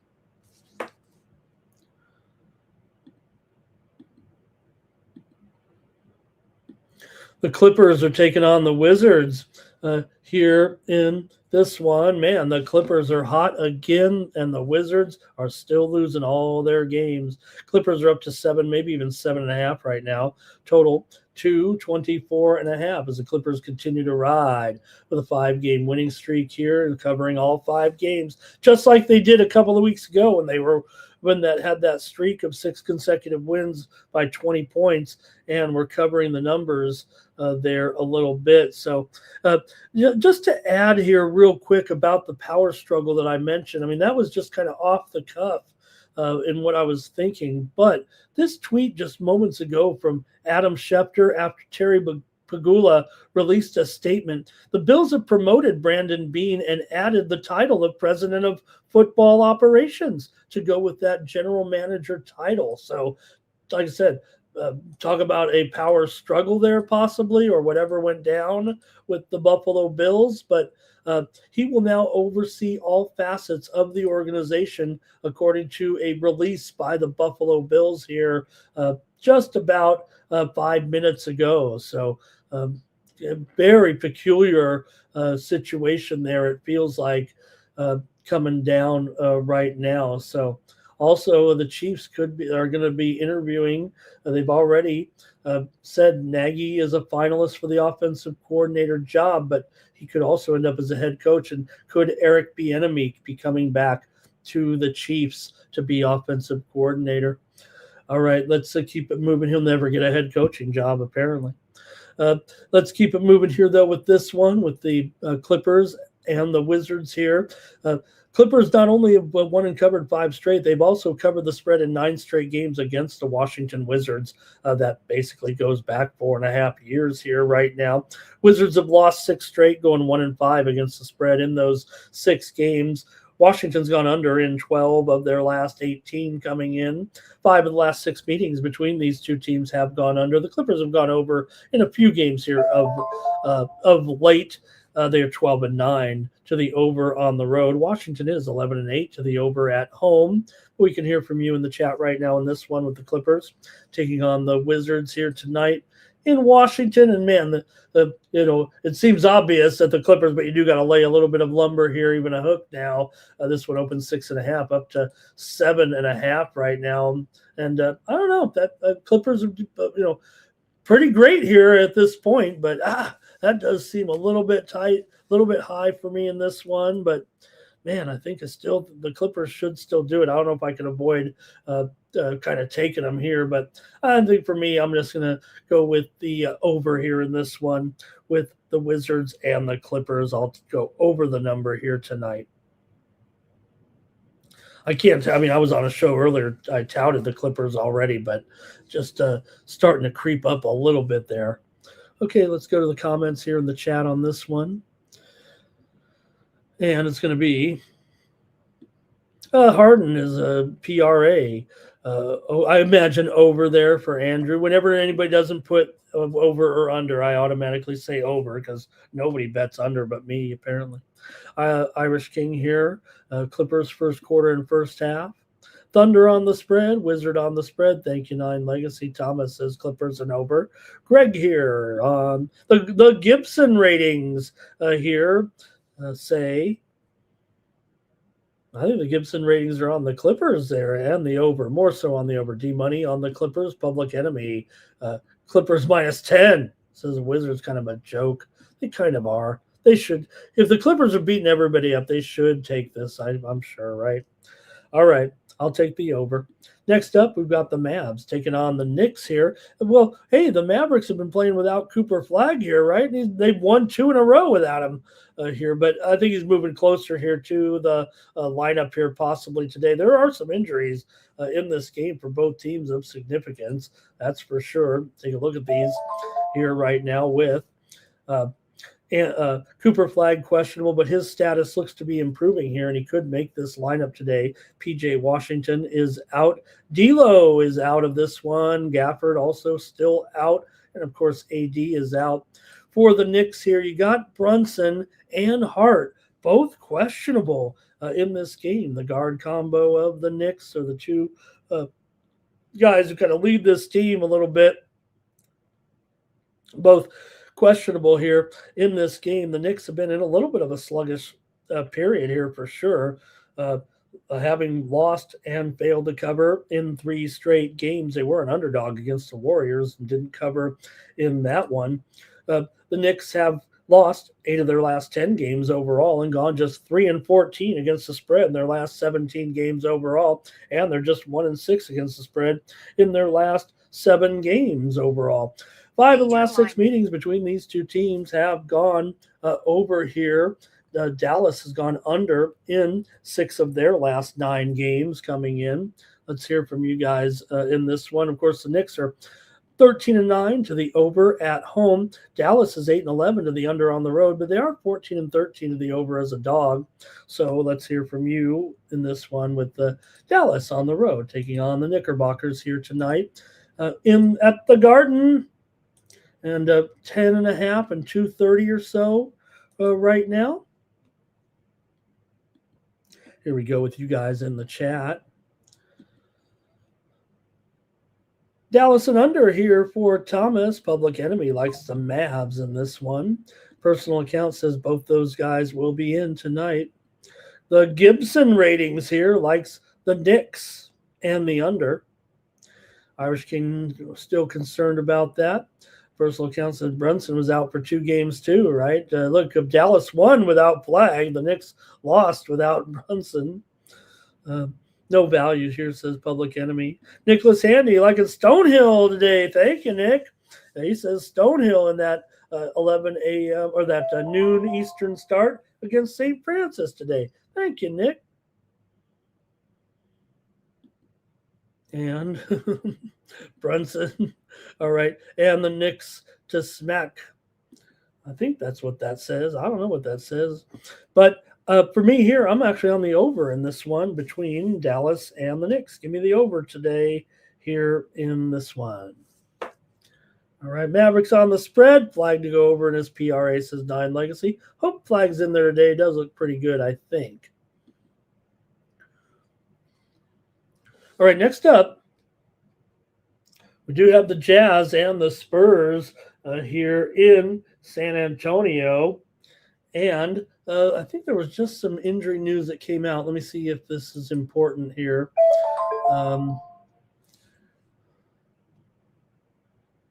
Okay. Not a big update here, but Utah Sensabaugh has come down with an illness here. It's late news here, just coming in. It'll be questionable here. Markkanen is out. Usually it's no Markkanen, no bet, right? And Markkanen in, that's when you kind of take Utah here. So we'll see, though, in this one. This one's at also at 5:10 Eastern, 2:10 Pacific time in this matchup with San Antonio coming in here, having won and covered 4 of their last 6 coming in. San Antonio 4-1 straight up in their last 5 games at home here for Utah. They've lost 9 of their last 11 games overall. They've gone over in 4 of their last 5. San Antonio's 4-2 straight up against the spread. Last 6 meetings against the Utah Jazz. San Antonio's gone under in 8 of their last 9 games. Coming into this one, San Antonio also here did face off against Utah back in December. Utah got the win here in San Antonio, 127-114. That snapped San Antonio's winning streak against Utah there. San Antonio is 11-17 to the under as a favorite, but Utah's 24-14 to the over as a dog. We know that Utah does have some pretty bad defense, and they do play some very high-scoring games. There's no doubt about that. But usually it's, with you got to wonder with or without Markkanen there a little bit. All right, let me go to you guys in the chat in this one between the Jazz and the Spurs here today. Here we go. It's going to be San Antonio and under here for Thomas. And the Gibson ratings here has a blowout here for the Spurs. And Jazz on the spread. Castle over on his assists. All right, gotcha there. I've got the over in this one between Utah and San Antonio here today. Give me the over with this one.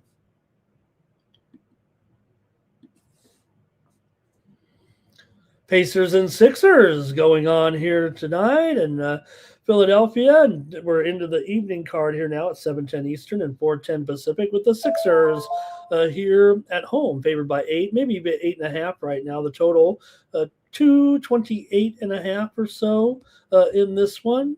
Sixers come in with those back-to-back losses against Cleveland. Indiana's lost 2 of 3 as well, losing to Toronto and Detroit, but they did beat New Orleans up in there. For Philadelphia here, they did face off in December against the Pacers and won at home 115-105 as a 5.5 point favorite. Philadelphia is 14-10 ATS as a favorite. Indiana 8-11 ATS on the road, but Philadelphia has not fared well against the spread at home, going 9-12 ATS overall. For Indiana here, they've lost 15 of their last 19, but did cover in 5 of their last 7 games coming in. Indiana's gone under in 6 of their last 7. They're also 6-13 to the under on the road. A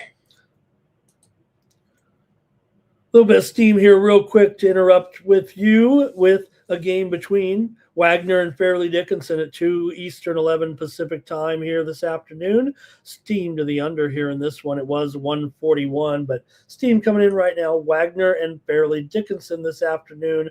We're seeing this total down to 140 right now at Bet Online. So 1 point move there. Steam coming in, though, maybe even going further with Wagner and Fairleigh Dickinson. All right, Indiana's beaten the Sixers in 5 of the last 7 meetings between the two teams, but the Sixers have won also 8 of the last 11 games at home against the Pacers straight up. Sixers have gone over in 5 of their last 6, and 14 of the last 19 meetings between these two teams have gone over. But like I said, Indiana's been a pretty hardcore under so far this season for sure. I mean, I think they've gone under here in 8 of their last 10 games coming into this one. I've got the Sixers to rout here tonight. Give me the Sixers to blow out the Pacers in this one by double digits. Get your plays in this one. Greg says Vegas wants you to take Utah. Oh, boy, I'm glad I didn't. All right. Here, Public Enemy is on first half. Spurs there. Irish King, Philly first quarter and first half. Greg says the Gibson ratings here likes the Sixers and the over. 9 Legacy on the Pacers. Thomas, Sixers and over. Roberts on the under here. Greg's pick is Philly and the over. Dylon says 76ers. Pacers are terrible on the road, says Dylon. Yeah, they're 2-17 straight up on the road this season. An Irish King here is Warriors minus 5.5 back in that other game. Thank you, Irish King. All right, here they are, your moneymaker, the Phoenix Suns. They're paying the price here, but man, come on. This team, if you bet this team every night, you're feeling pretty good about yourself. Right now, Phoenix just cracked the 30-win barrier against the spread. They're 30-12 ATS overall. You got Brooklyn here, 17-21. ATS is a dog. This is the role you want Phoenix. Even if you want to say they're pretty great as an underdog, right? They're 15-10. But as a favorite, they're 15-2. ATS here, and they're taking on a Brooklyn team 17-21 against the spread. So it's hard to get off this Suns team, even when they're starting to really pay some tax here. But 15-2, 18 now, the chart's going up, right? I mean, as far as the Suns as a favorite, I mean, everybody's onto this situation here. We've made some great bets with the Phoenix Suns, and yeah, they continue to move these spreads a little higher, but I don't know. Can they still get it here tonight? The widely reported steam did come in on the under in this game, taking it from 218. Let me see how far it's gone down here, actually. Do I have the right number up there? Yeah, 216. Steam came in at 218.5 here, down to 216. And Yeah, the spread's still 8, pretty much. You can find some 7.5s out there, and see what you have in this one between Phoenix and the Nets. Could you? I mean, can you really even consider the Nets? Is it just Phoenix or nothing? Phoenix has covered 8 of their last 9 games coming in. They've beaten the Nets in 6 of the last 8 meetings. Brooklyn's lost 6 of their last 7, just 2-4 ATS in their last 6. Phoenix has gone 10-4 in their last 14 games straight up. 5 of the last 7 meetings between these two teams have gone over, but Brooklyn's gone under in 4 of their last 5 games coming in, and Phoenix has gone under in 7 of their last 8 games coming in here as well. So it's something to consider. These two teams did meet already this season at Phoenix, and Brooklyn got the win 111-109 as a 4.5-point dog. So let's hear from you in the chat in this one. Phoenix, is they still good to go despite laying all this tax? Is it going to keep going here a little bit? Can you really consider Brooklyn here? I don't know. The algorithm's telling me Brooklyn. It's still hard to do it. I don't know if I could do it going against 15-2, but here we go. Thomas is on the Suns and the over. Robert's on the Suns. Dylon says, don't forget, Ramon, the Nets are on a back-to-back after that game last night, losing at Chicago 124-102. Not a good result. Phoenix coming in off of a win over the Knicks, 106-99. This is the 4th straight road game here for the Phoenix Suns. Public enemies on them. Robert likes the under here in this one. Greg says, Phoenix here. The Gibson ratings says Phoenix, and maybe the under now. Irish King, Phoenix first quarter and first half. Dylon says, I don't really see the Nets on let's see. Nets on the back-to-back. Give me the Nets team total under. Gotcha, Dylon. And Brooklyn here, spread 4-9 legacy, full game under as well. And could the Warriors make a deal, says 9 legacy. And Greg says, the algorithm's broken. Just take the Suns. You guys are all over the Suns on this roll that they're on. I mean, I should just listen to the chat here in this one, even though the thing's saying take Brooklyn here. Thing is definitely saying take Brooklyn over here, you guys, in this game tonight. I don't want to doubt the chat here. Give me the oh, man, I better just roll with the chat here. Oh, man, I probably should just take that under again, but I've already missed some of the value here now as well. Who else? D-Money on the Suns. Everybody's on the Suns, man. All right. Well, let's lay it with the Suns. I'll go with the chat here tonight. Oh, man. Look, I'm kind of a fan of the Brooklyn Nets. Let me wipe the sleep out of my eye here. Old man eye. I kind of want to. I'm a Brooklyn Nets fan. I don't even like any of the players really on the Brooklyn Nets. I like the owner. I like Joe Tsai, the owner of the Brooklyn Nets, but he's been a disaster, actually. He's a nice man who I met at a high school game one time covering one of my teams against his son was playing in the other game, and I look all official there, so people come up and talk to me. Even Joe Tsai, that was incredible.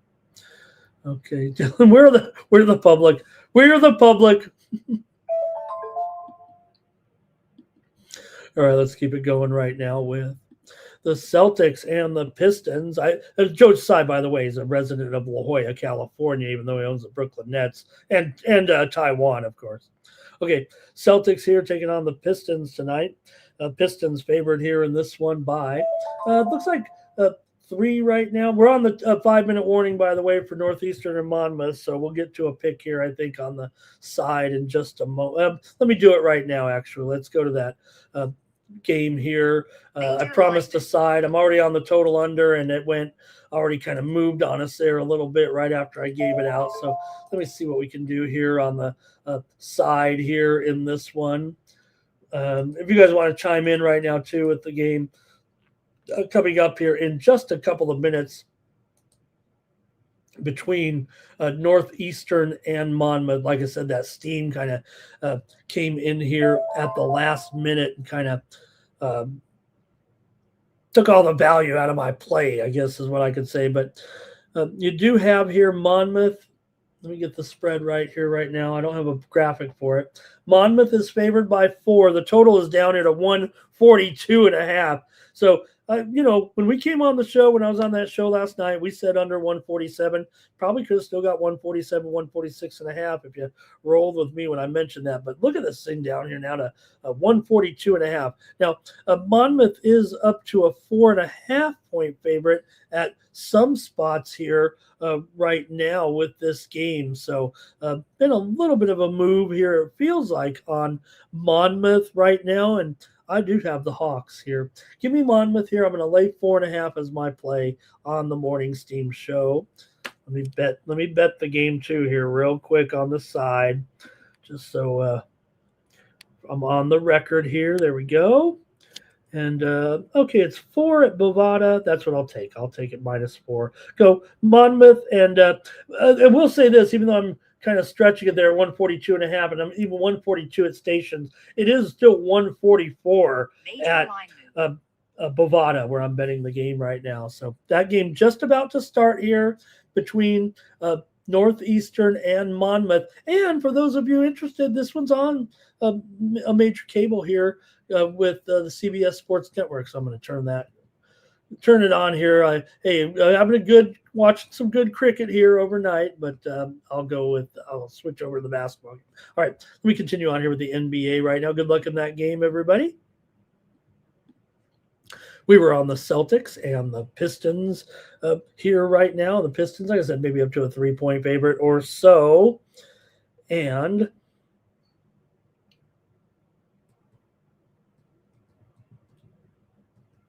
let me get to the basketball game here. All right, so maybe up to 3.5 or so, but mostly threes out there right now. Total 224.5 here in this one between the Celts and the Pistons tonight. Pretty good game, I'd say, wouldn't you? Maybe the game of the night in this one, right?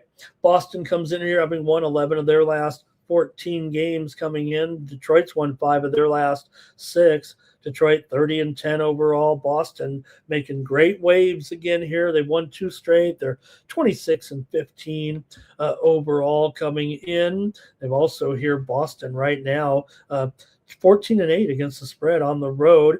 Detroit 12-9 against the spread at home. Pretty good spread team, but they are just 15-17 against the spread as a favorite. These are 2 pretty big under teams. They're combined 35-46 to the under, and Detroit's gone under in 7 straight. Boston's gone under in 5 of their last 7 games coming in, and 4 of the last 5 meetings between the 2 teams have gone under as well. So look, the total here, 224. I mean, it feels like the trends point to the under here for sure in this one. But I'm going to take the Boston Celtics here on the road, man. I got burned. I don't know why I didn't go with them in that last game against Atlanta. They blew them out. Somehow I ended up on Atlanta. Bad capper, Ramon on that one. I'm going to go back to the Celtics here, plus some points against Detroit. Detroit's absolutely terrific. We know that here, but I've got a good game here, it feels like, tonight. For Boston, you got Pritchard is questionable. Minot is also still out, and Boucher, he is probable. Clear injury report for the Pistons. Let's go to the chat here right now, and you guys might have also made a pick on that other game. Oh, really? Dang, Thomas, I don't even need Chat GPT when I got Thomas here telling me what those crusty things are in my eyes. I just figured I was an old man and the tears of a clown have dried up while I'm sleeping. Art Thompson is on the nets here. Celtics smash, says Nate. Celtics and under here for Thomas. You know AOD, those on Detroit basketball. Here's Nate, also Celtics first quarter. Celtics on the spread. It's got Brown over in his PRA and Cunningham to go over in his rebounds and assists. Pistons in the fourth quarter. I don't know if AOD is just being sarcastic. I mean, I know he's going to take them. Greg here says the Gibson ratings are on the Celtics here, it looks like. And Detroit for a buzzer beater, maybe. And AOD loves the line moves that come in. All right. This one's on Peacock. Peacock game of the night. And then the nighttime game, the other Peacock game coming right up. Talk about it here. And let's see here. I think I missed that over here. Oh, there's Public Enemy liking the over here in this one. Okay. White over in his rebounds. Personal account. I think he meant Northeastern there in the game coming up. All right. That'll do it for that one. Let's go to the late Peacock game right now with the Heat and the Warriors here in San Francisco. And the Warriors are 5.5-point favorites here right now. Oh, this isn't a Peacock game. Okay. Oh, they have an afternoon Peacock game. Is that what it is, or did I miss it? I know we got the one Peacock game for sure. I won't go back and look. We've been on this show long enough already. All right, and we've only been through the NBA. Warriors winners of 3 straight coming in here right now with wins over Portland, New York, and Charlotte. They covered them all. Miami comes in off that win over OKC. Miami 14-8 against the spread as an underdog here this season. The total here 238.5. I'm showing actually up to 239.5. Maybe even worth updating here right now. And the total, though, the side is definitely 5.5 or so. And this one may be a little bit of a move to the Miami Heat in this matchup. Miami comes in here going 2-4 straight up in their last 6, but 8-4 ATS in their last 12 games. Golden State's won and covered 5 out of their last 6 games, as we mentioned, with that hot streak coming in.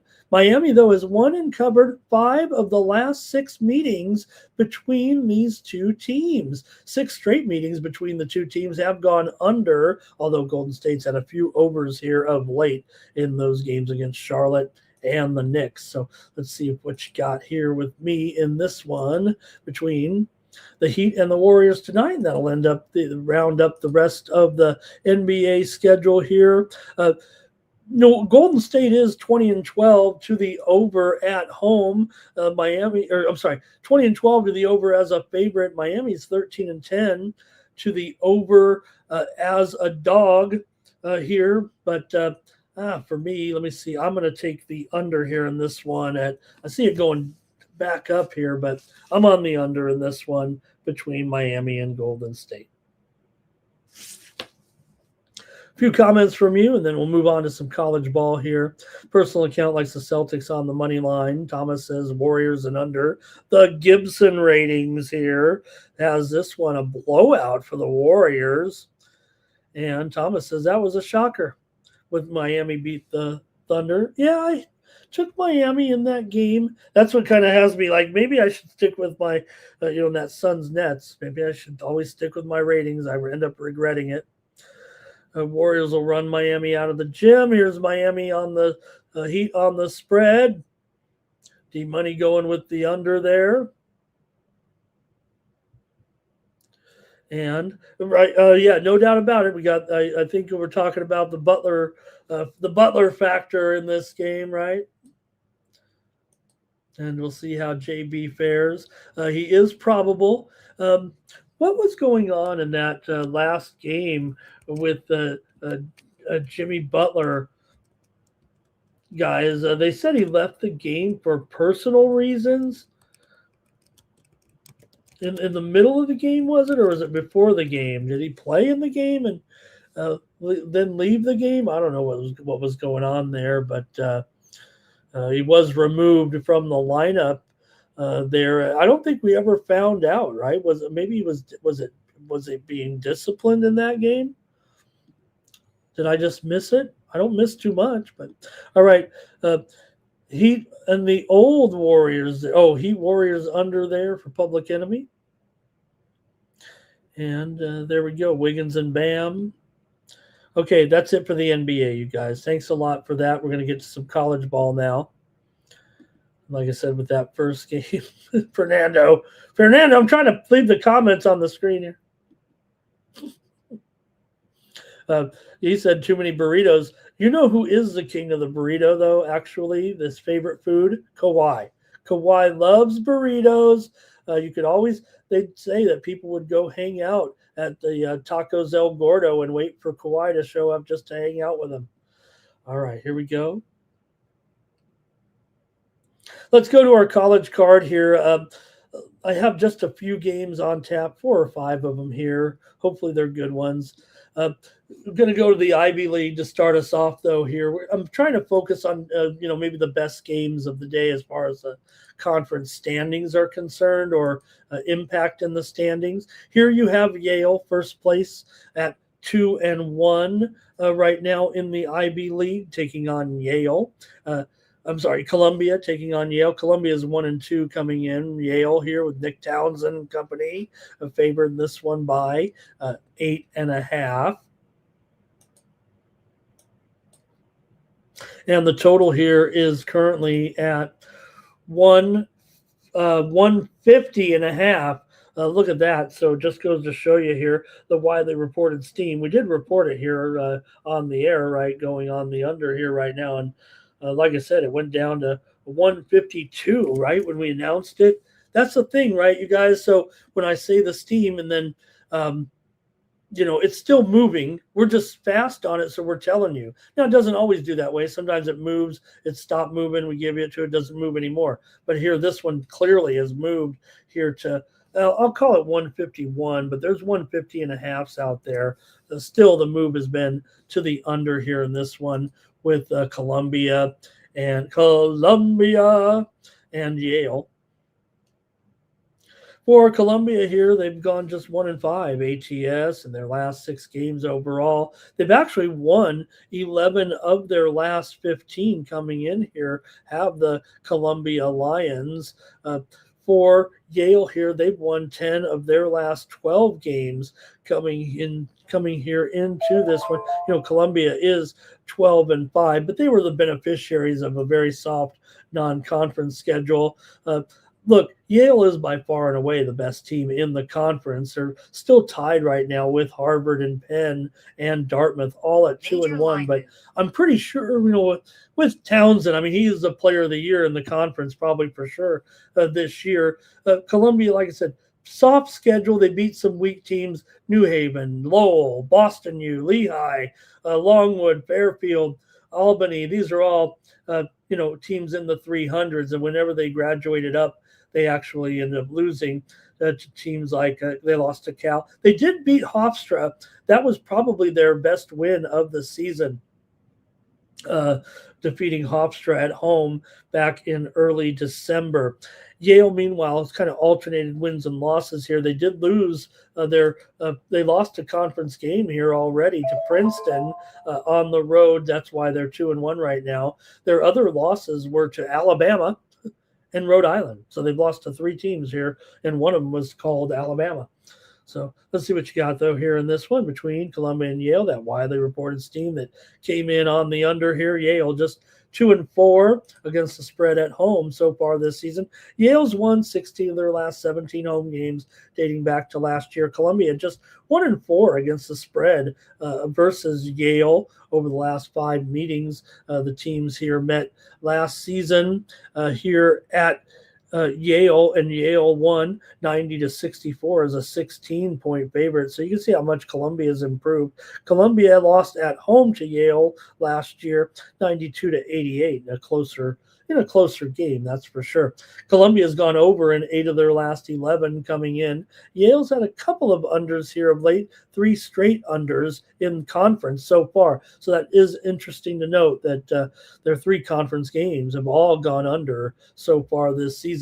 4 of the last 5 meetings between these 2 teams have gone over, actually. But go ahead, we're ready for you here, Columbia and Yale in this one. I know they're going under, but it seems hard. I mean, Columbia is a pretty good team. Let me take one break here real quick.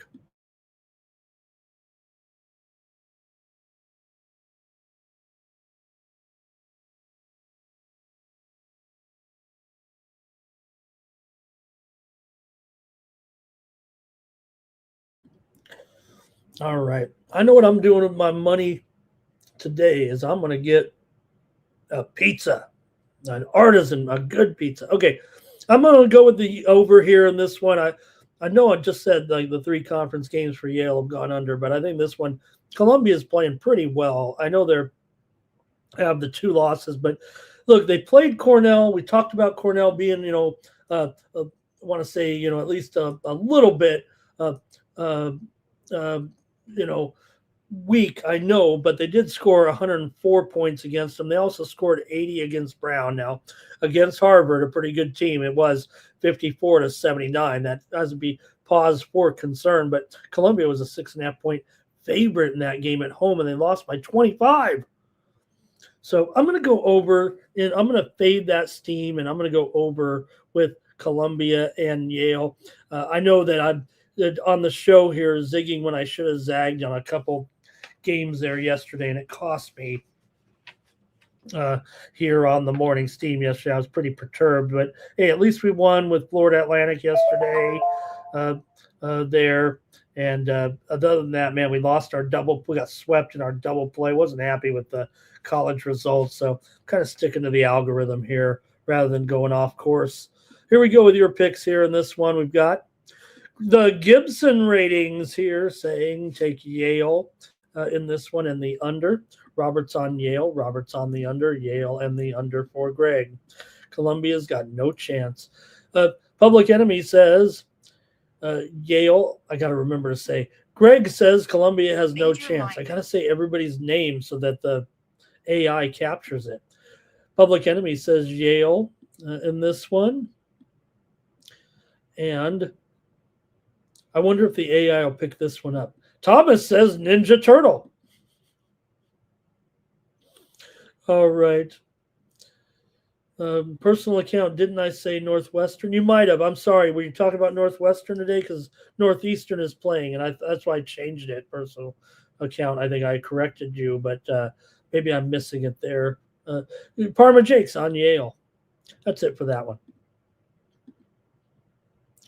Next up, we're going to go to the MAAC here with Fairfield and Siena. Good. MAAC's got good games today. That's for sure. You've got basically the top four teams, I think. Well, not for top four, but top teams squaring off here in conference play a little bit. I picked this one out. Marist is 6-2. They're in third place right now. Siena 5-3 coming into this one. Siena's favored here by 6.5 here right now. Make sure that. Yeah, 6-143 here with the Saints at home. They're 12-7 coming in. Fairfield's won 3 of their last 4, but lost to Marist on the road last time out by 15 points. It's an 8.5-point dog for Siena here. They won by 15, favored by 6.5 over Manhattan. Siena here is 9-7 against the spread as a favorite. Fairfield just 3-4 against the spread as a dog.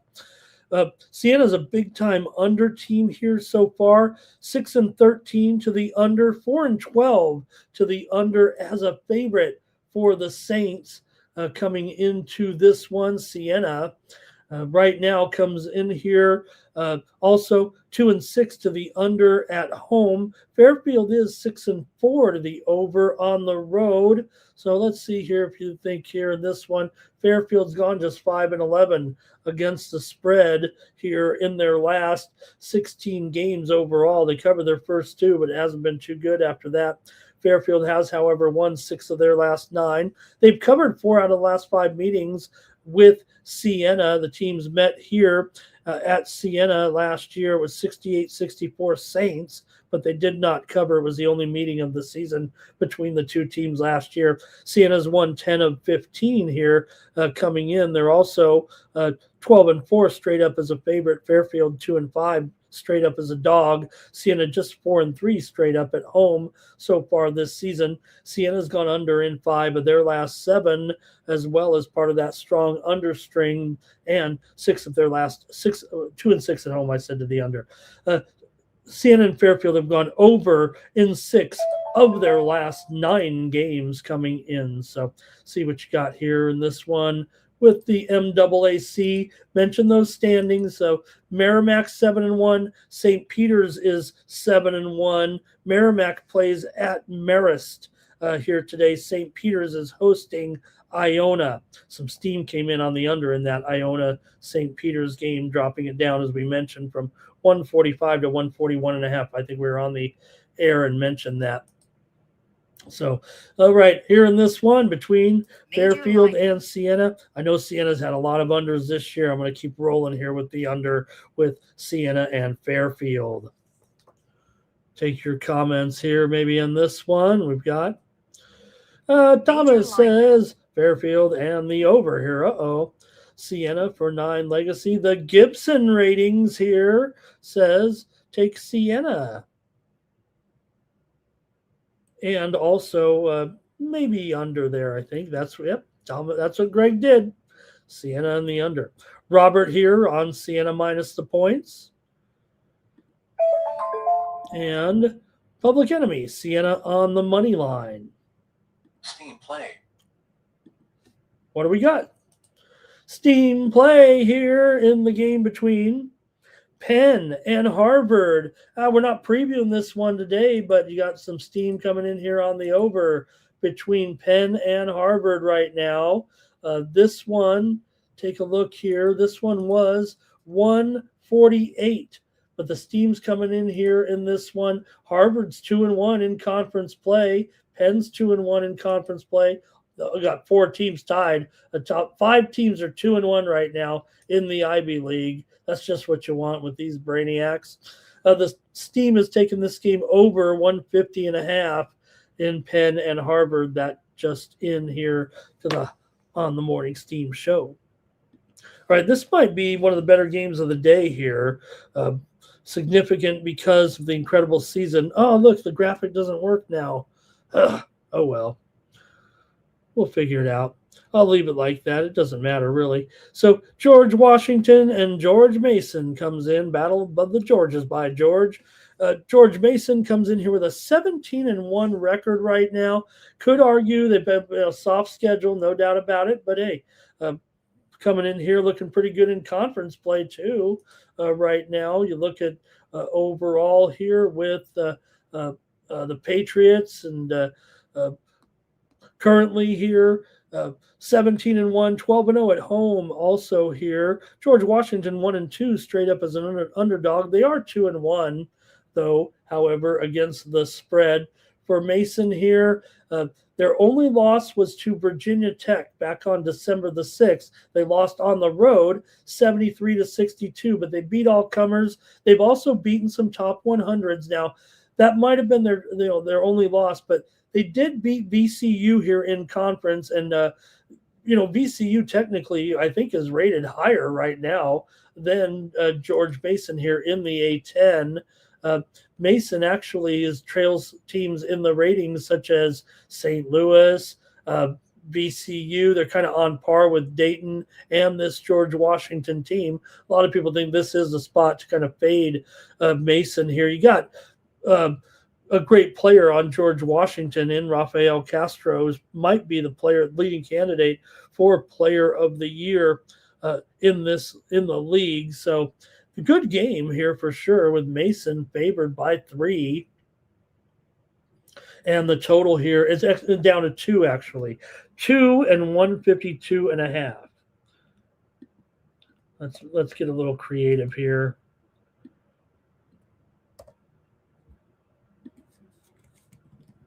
Let's get a little creative on the graphic so we can fit it in there on the screen. Oh, it still didn't work. All right. Oh, man. Okay. Anyway, in this one, let's see what you guys have here between these two. You got Mason here, 8-5 ATS at home. They are also 6-4 to the over in their last 10. George Washington 10-7 to the over in their games here this season. And we'll go to the chat and see what you guys have here in this one between Mason and Washington. Maybe we can just put that on the graphic. George Washington has covered 4 of their last 6 games coming in. Mason's gotten the number in 4 of their last 6 games overall right now. Also, I'm just seeing a little bit of breaking news here right now. You guys, you gamers out there, Rockstar Games, the publisher of GTA 6, an explosion in their office has left some people injured. No fatalities, although obviously some injuries there. That's a weird story. We'll see what's going on with that. George Mason's gone just 3-6 against the spread in their last 9 games. Mason's gone over in 5 of their last 7. George Washington's gone over in 13 of their last 20, dating back to last season. Let's see what you got here, G-Dub and George Mason. Can Mason keep it going here right now with this 17-1 record here? But again, George Washington, if you go by the ratings on some of these, Ken Palm, for example, Massey, they have this game maybe rated evenly. Maybe it's only the home court advantage that actually has Mason as the team here in this one. I'm going to go ahead and take the points with George Washington here against George Mason in what should be a pretty good game. We'll go to the comments as well with you guys. Sorry for taking so long on that one. G-Dub and under here for Thomas. You got the Gibson ratings here. It has George Washington to win in this one. Maybe a little bit of an under there. George Mason for 9 legacy. Robert's on Mason here. And the wrong George, says Greg Gibson. He likes George Washington and under. He says it'll be a pick 'em by game time, says the action will come in on George Washington. And so, see, Dylon knows about it. Good thing I knew that you were there, Dylon, and just interesting there. All right, over here for James Parm, and Greg says Washington money line will be money today. All right, got to go to the Southland Conference where things are interesting today as well. Here with McNeese. Of course, got to talk McNeese basketball here, going up against Corpus Christi. This is the conference where really has some great action today. The top 4 teams are facing off here today in the Southland. You've got McNeese taking on Corpus Christi, and Stephen F. Austin is going to take on Nichols. So the top 4 teams, Stephen F. Austin's in first place, 8-1. McNeese is 7-2. Nichols is 7-2, and Corpus Christi is 6-3. So you got the 4 top teams here right now, a meeting here today in the Southland Conference. So just want to also note one change just coming in here. I don't know if you guys already had this or they're just informing me right now that there is a time change here in the NHL tonight in the game between San Jose and Florida. Maybe this has to do with the football game. I don't know. They're in Sunrise or whatever, but they have moved this game back 1 hour to 6:07 Eastern and 3:07 Pacific. Originally a 7:07 start is now moved here to 6:07 Pacific, San Jose and Florida today. 1 hour time change. That does feel like, right? What time does the football game start? 8 o'clock, right? No, it's actually at 7:30. So, okay, whatever, not sure, but time change there, Sharks and Panthers. That just came into me. I don't know. Maybe they already had it. Okay, here we go with this one, McNeese and Corpus Christi here in this one. And let's see what you got here with McNeese favored on the road here right now. I mean, they're the most popular team, but whether or not they're the best in the Southland right now, they're rated as the best, but Stephen F. Austin's look pretty good too. That should be a good one. All right, let's see what you got here with McNeese taking on Corpus Christi today. 7-point favorite on the road here with the Cowboys. And we get into it here right now. Oh, we're having a technical standby here. Technical problem with me here on this one. Okay, here we go.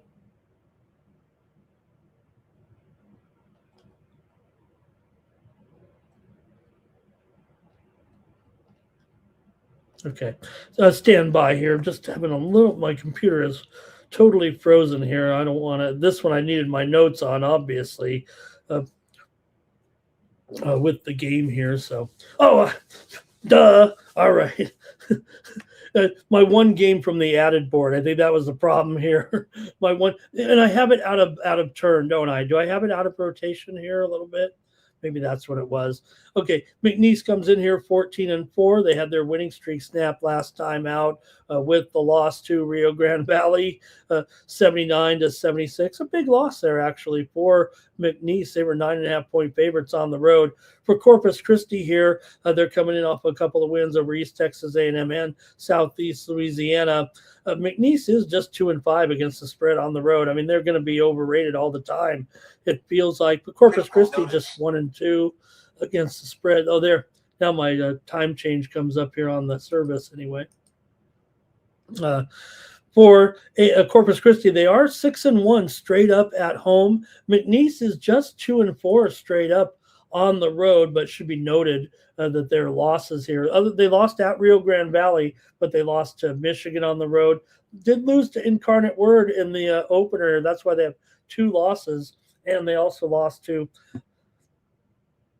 Santa Clara.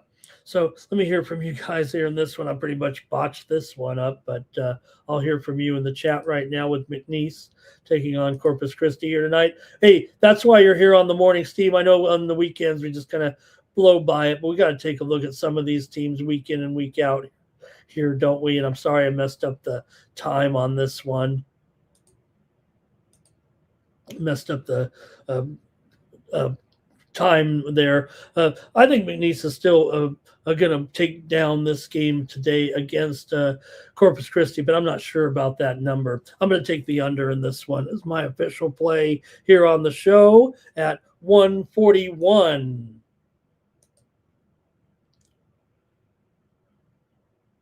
All right.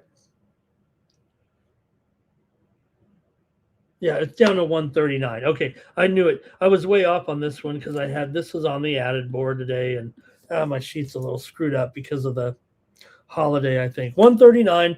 All right, we're losing viewers here with my crummy show. We got 5 dozen of you in here right now. Thanks a lot. Dylon's ready to go to the hockey. I'm ready to go to the hockey as well.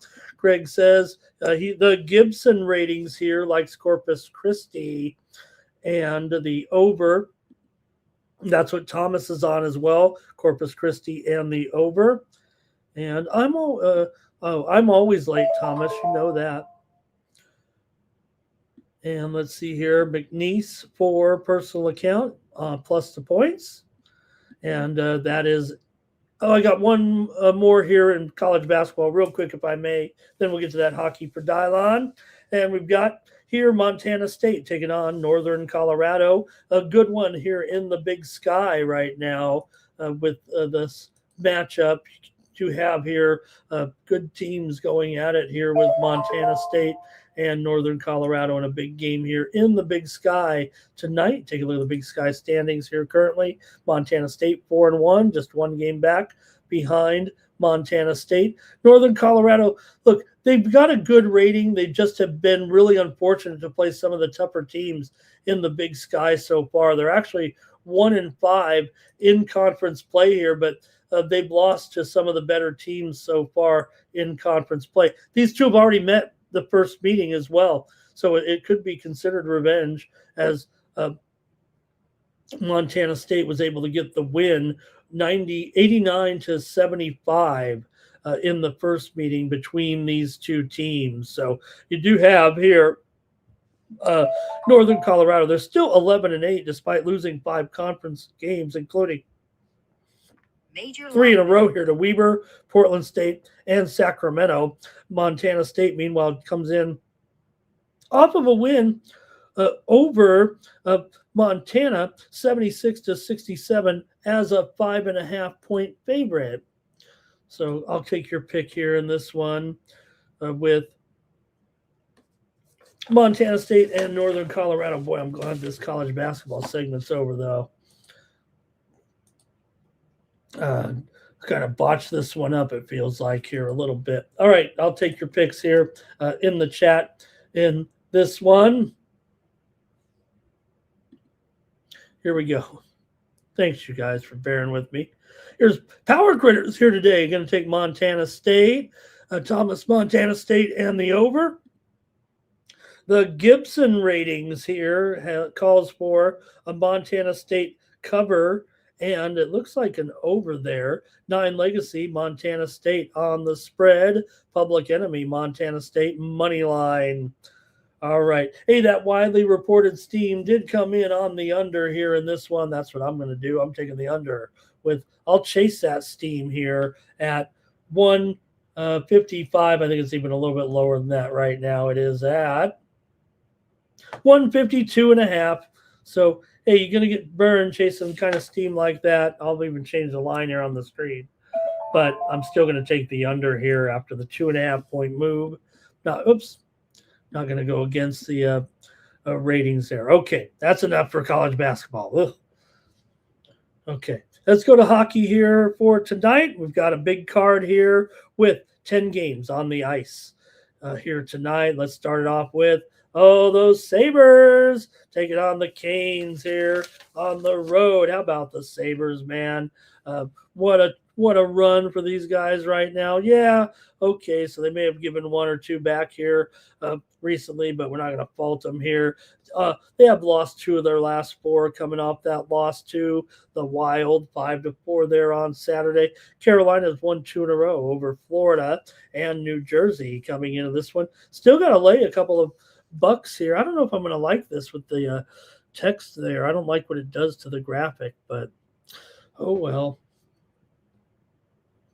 Maybe on the plays, I don't know. Okay.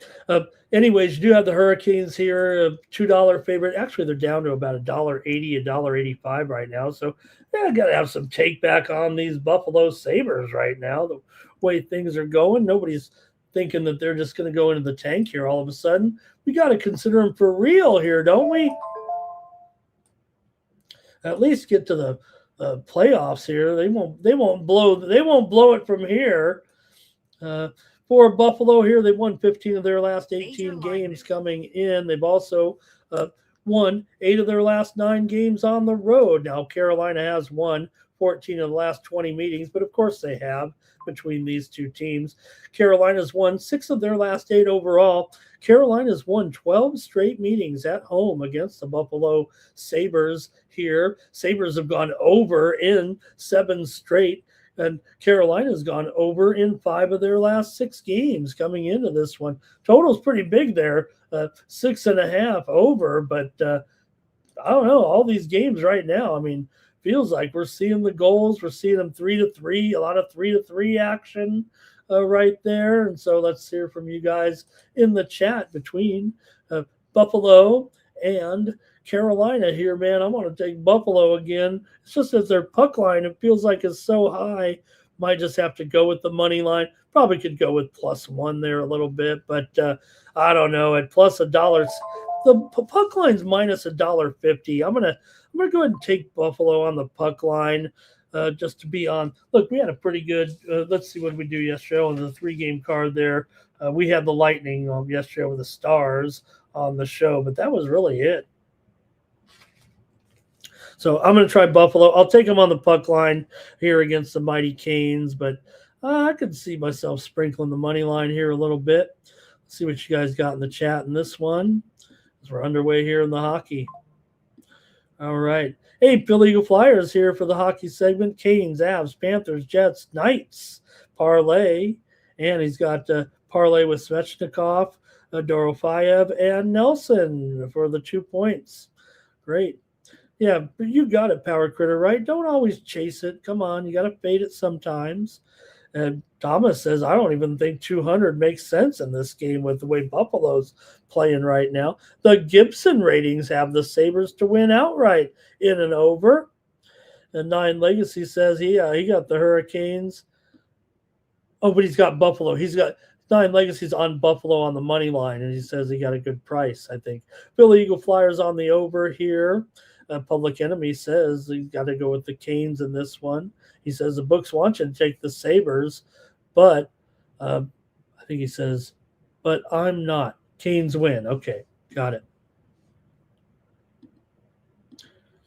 Capitals and Avalanche are next up here, and got the Colorado Avalanche on a 2-game losing streak here right now. How about that for Colorado coming in? Losses to Toronto and Nashville. For Washington, meanwhile, they've lost a couple in a row as well to Florida and San Jose. Coming in for Washington here, they've actually lost 13 of their last 19 games overall and 7 of their last 9 on the road. They're also just 1-5 straight up in their last 6 against Colorado. Washington here with a few unders here of late. They've gone under in for their last 5 games overall. For Colorado here, they've gone 12-4 in their last 16, 17-2 in their last 19 at home. Colorado, we mentioned Washington just 1-5 straight up in their last 6 against Colorado. However, Colorado also is just 3-7 in their last 10 games at home against Washington. That's pretty peculiar. So basically what it says is Colorado wins at Washington and the Capitals win when they play in Colorado. Now, these two teams have not met yet this year. In fact, just due to the schedule irregularities, these two teams actually have not met in 13 months, 14 months. November of 24 was the last time these two teams squared off. So there's a little bit of that in play.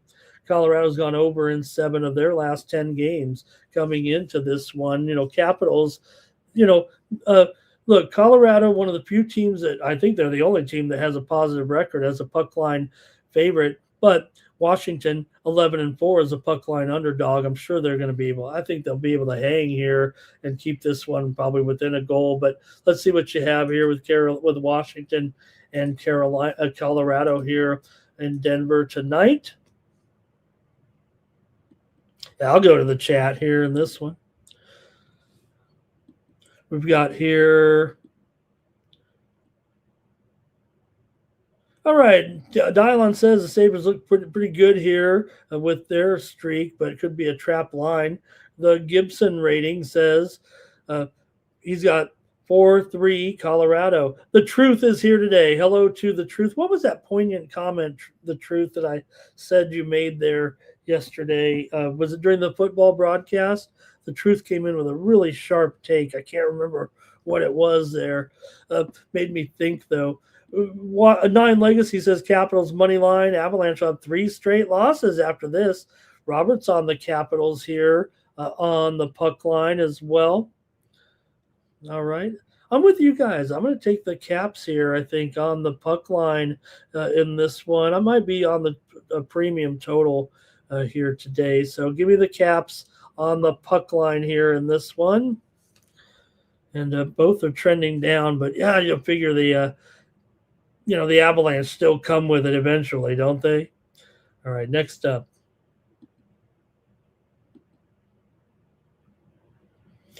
Here's the Penguins on the road taking on the Kraken in this one. You've got the Penguins going to be a road favorite here, $1.25 or so total, 5.5 over at minus $1.25, maybe $1.20 here right now with the Penguins on the road. Make sure we got the goalies right here. If you guys have any corrections, just let me know in the chat if we need to make a switch with the graphic and if we got a different goalie here. I'm looking right now here and seeing what we have on this Monday in goalies. Busey is in there for the Hurricanes, but I think that's all we've seen so far with the first 3 games. Let's go to the trends here in this one for Pittsburgh. They've lost 4 out of their last 5 coming into this game. Also, Seattle's actually beat Pittsburgh in 7 of the last 8 meetings between the two teams. 7 of the last 8 meetings between the two teams have gone under as well. But Seattle's lost 5 of their last 6 coming in. Pittsburgh struggles when they travel out west. They're probably one of the few teams, one of the teams that really, it's always going to be a bit of a struggle, but they struggle going out west right now.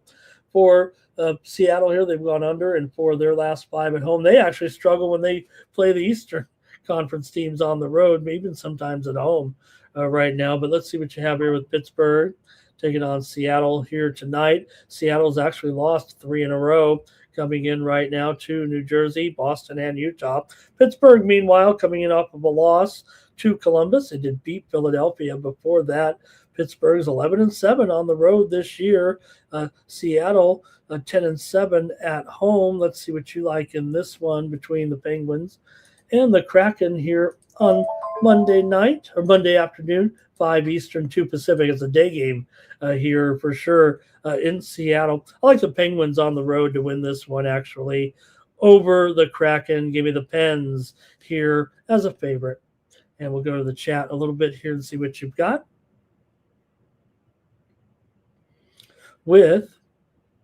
I missed some of your comments there on the Avs game. Sorry about that, guys. Personal account was on the Avs there. Real quick steam move right now, college basketball. We didn't preview this one, but it's one of the big games of the night. Providence and Marquette steam to the over here. It was 166, but we're seeing some steam to the over right now in this one between the Friars and Marquette. Golden Eagles. I'll call them the Warriors if I want to. And we're seeing that total right now move higher here to 168 between Providence and Marquette. All right, let's keep it going, though, here right now on the ice.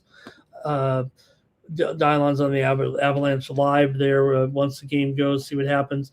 Greg, the Gibson ratings have the Kraken here and the under. Billy Eagle Flyer says Kraken and draw there, so I think that means that you take the full game draw and then the Kraken to or is that a double chance?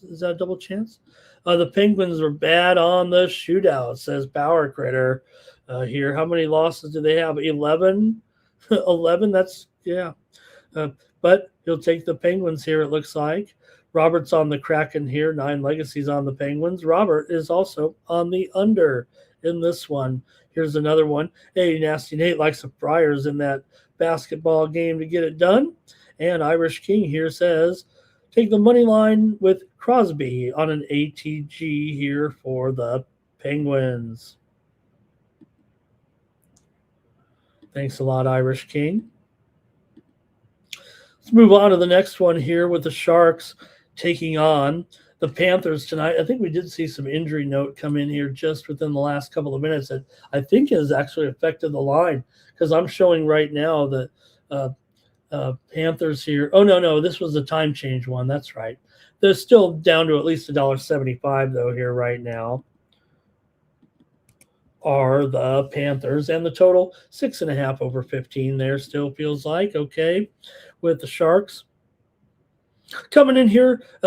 Look, these two teams have nearly identical records. The Sharks are 24-20-3. Meanwhile, Florida 25-19-3. So pretty big line for a team that has basically the same record coming into the game. But we know that the Sharks here, they have been money, but they are just 1-12 in the last 13 games against the Florida Panthers.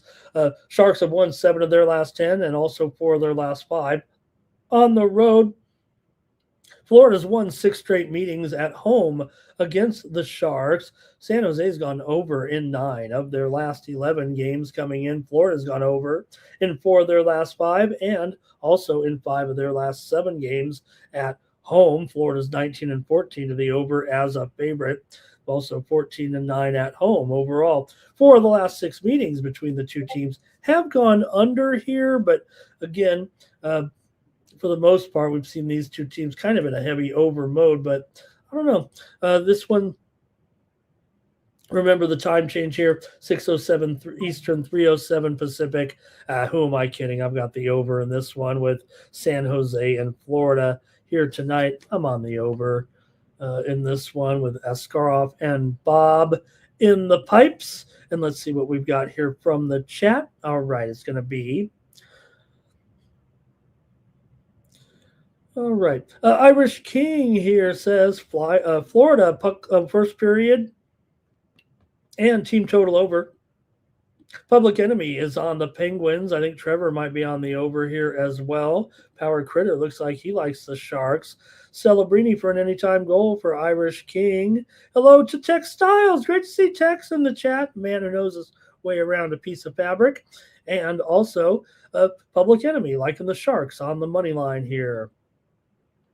All right. Let's Let's keep it going here right now with another good game tonight. How about the Wild taking on the Toronto Maple Leafs in this one? The Wild coming in 27-13-9. Toronto 24-16-5.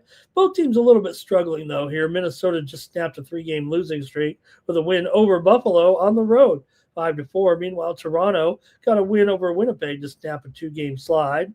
Toronto's 16-5 straight up at home this season, but Minnesota, a good road team, of course, 14-7 on the road. And 13-8 as an underdog. Toronto just 12-11 as a favorite this season. For the Leafs here, they've won 7 straight at home, 5 of their last 7 overall coming in. Minnesota's lost 5 of their last 7 overall, and Toronto's won 5 of the last 7 meetings between the two teams. They play just twice a year. Minnesota's gone over in 10 of their last 11 games overall, and 8 of their last 9 on the road have gone over. But Toronto and Minnesota have played an under in 13 of their last 20 games overall, although Toronto's gone over in 4 of their last 5. Let's see what you got here. Seems like some trends to the over anyway in this one, doesn't it? Got looks like Wallstat and Wool. Wallstat and Wool in there in this matchup. So let's see what you got here with these two. Like I said, it feels like it's trending over, but is the total still just 6 over 15 here, not 6.5? All right. Okay.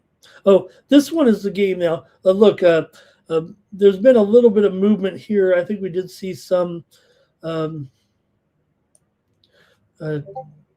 here. Just came in a short time ago. Knies is questionable here for the Leafs. Okay, that is making the line move here a little bit in Minnesota's direction. In fact, BetOnline has moved this game to a pick'em, and it feels like $1.15 at most here right now. There's definitely a move to Minnesota here, and I'm going to take Minnesota, actually. Give me Minnesota. I may come in on the total later. I like this total, but let me take Minnesota here on the road over Toronto. They're practically a pick'em here right now. I'm taking the Wild to win on the road here in this one. All right. Thank you, Philly Eagle Flyer, for the picks on the back there on the Florida game. He's got Bennett, 2+ shots for Hagi, 2+ shots. Public Enemies on the Wild and the Leafs over. Philly Eagle Flyer leans Wild and the draw here, I think. And let's see here. Dylon says Leafs overs have been paying here of late. Yeah, I mean, they've been giving it up for sure, Dylon. You know, they're 16-7 to the over as a favorite. I think that's, although, like I said, they are kind of moving close to a pick'em here right now. But these two teams, 55-42 to the over. Irish Kings on Minnesota here. Nine Legacy took the Sharks on the money line and the Wild on the money line. Dylon says Leafs and under. Next up, we've got the Flyers taking on the Golden Knights. And, man, the Knights, this is what we've expected here with Vegas right now, starting to take off. And the Flyers all of a sudden have been doing what the Flyers sometimes do. They've gone into a losing streak here for sure right now, a pretty painful one at this point. The Flyers have lost 6 straight. Vegas has won 7 straight. Vegas has won 4 of their last 5 games at home coming in to this one. Vegas has also beaten Florida in 6 of the last 7 meetings between the two teams here right now. Vegas has gone over in 11 of their last 15. The Flyers have gone over in 8 of their last 10 and 5 straight on the road. 4 of the last 6 meetings between the two teams have gone over. They played in Philadelphia back in December. It was just 3-2, but Vegas got the win on the road. These two teams are combined 55-39 to the over. Philly's 21-10 to the over on the road. Philly is 14-8 to the over on the road, 21-10 to the over as a dog. Vegas is 16-8 to the over at home. Here, let's hear from you in the chat right now with Vegas taking on the Flyers. Definitely two teams going in opposite directions for the moment. Sammy Urson in there. Let me see. We did have some other confirmed goalies, actually. Nedeljkovic is actually in there for the Sharks and not Askarov. So stand corrected there on that one. That was the only confirmation there. In this one, Wool will get the start here in this game. So Wool is coming off of I'm talking about the Leafs game there. Got it. Wool is confirmed there in the game against the Wild. No confirmed goalie yet here in this one. Got it. All right. I feel like I'm really messing up the show here a little bit tonight. Let's go to the chat, and then I'll make my pick here in this one. We've got, okay. Oh, thank you, Philly Eagle Flyer. Two plus points in those. Thank you. Irish King here. He's on Vegas on the puck line. Flyers always start good and then pull an El Foldo. Halftime, Northeastern 30, Monmouth, Northeastern 38, Monmouth 30. Great job, you guys are on that Northeastern side, beating me to the punch here. Okay. So, look, in this one with the Knights and the Flyers, kind of hard to not want to go with the Knights here the way they're going. I'm going to take them on the puck line and say they get it done and cover this puck line here tonight against the Flyers. I think they're going to put up some goals here. Dylon BGK in the over as well, although Nine Legacy says Vegas under. I think that was Vegas under and the spread. Is that right, Nine Legacy? Public Enemy, Vegas on the money line. And Philly Eagle Flyer likes Dorofayev here in this one. He's also going to go with the over trifecta in the game, I believe. Irish King says Vegas. Team total over 3.5. Stoney with an HEG. And Eichel with an HEG tonight. Sounds like a lot of Vegas in the chat. Next up, the Jets are taking on the Blackhawks here. Action for Monday night. The Jets lost. Oh, wow. They lost a game here.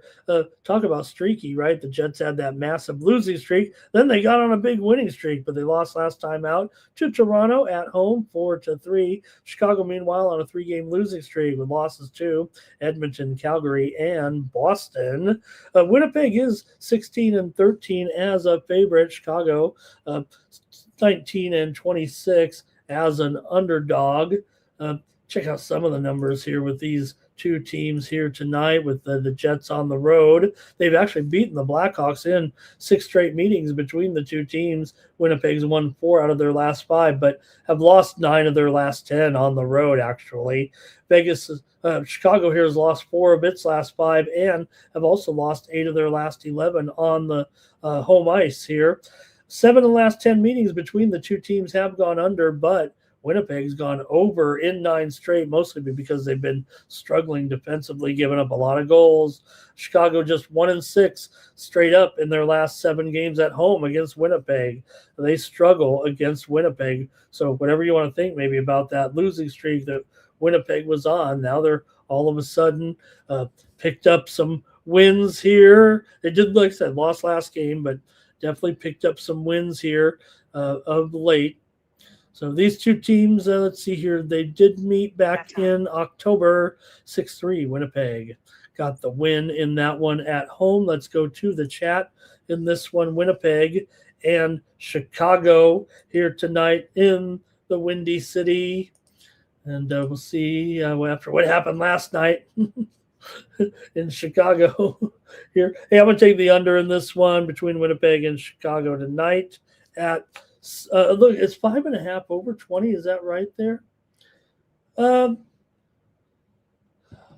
Mostly 6s out there. I think it's fair for me to move this game to a 6. I know I'm taking the under, making it look like I'm folding it in, but look, it's mostly 6s. I'll call it 615. That might be kind of the consensus line right now, but I'm going with the under in this one with Winnipeg and Chicago here tonight. Chicago is 10-16 to the under at home, 20-25 to the under as a dog. Winnipeg's an over team for sure, 29-18 to the over overall, but I'm going to take the under here in this one. Let's go to the chat, see what you got here with these two. Public Enemies on the puck line here with the Jets. Power Critter likes Winnipeg Jets. Nine Legacy says Blackhawks on the money line. Hey, good morning to Robert Dixon here. He's on the Blackhawks on the money line. Hey, all right, we got the 5-minute warning right now for our next basketball game. You guys were talking about it. a little bit, the game between Stonehill and St. Francis. This one's coming up here at the top of the hour right now. We're going to burst in here with a game coming up between these two. You guys were saying that you guys like Stonehill pretty much in this one. I wasn't sure about that, so I'm going to take the under here in this one at 140 between Stonehill and St. Francis. Right now, St. Francis is a 1-point favorite. They opened the dog, so it opened mostly Stonehill about, I think maybe a 1-point favorite or so. And now St. Francis is a favorite, but who was it that was on Stonehill in the chat there? Personal accounts got a parlay with Northeastern and Stonehill, I see there right now. So I'll go ahead. I'm going to take the total in this one, and I'm going to go with the under here with Stonehill and St. Francis. Right now, also Columbia taking some steam. We already mentioned that game, right? Columbia just took some steam against Yale. They were a 9-point dog, and I think they're down to 8 or 7.5 here. Columbia just took some steam there in that one. So, all right, good luck with that basketball game, you guys.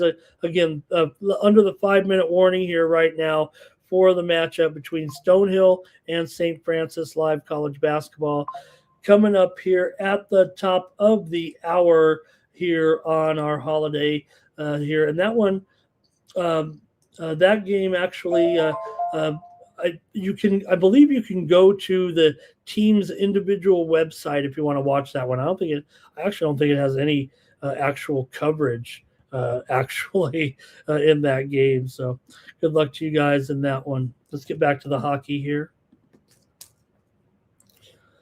All right, put my bet in. Got to bet it. Hey, we give it out. We got to bet it. That's part of it here. And hey, maybe we'll bump up the bankroll here a 0.1% today after yesterday's win. Try to get going. Okay, let's get back to the hockey right now. You guys are probably making the comments here on that last game between the Jets and the Blackhawks there. Like I said, I did take the Jets. Let's see if we got the comments actually. We did give out most of them. Robert was last here. Let's see. Personal accounts says the Blackhawks have lost four straight at home. Connor Bedard here for Irish King. He's got him on an anytime goal. How about Irish King? He likes the two young stars, Celebrini for an ATG and Bedard for an ATG, and parlay them up. Personal account here says there's that parlay he was talking about. And Irish King's ready to go to the next game.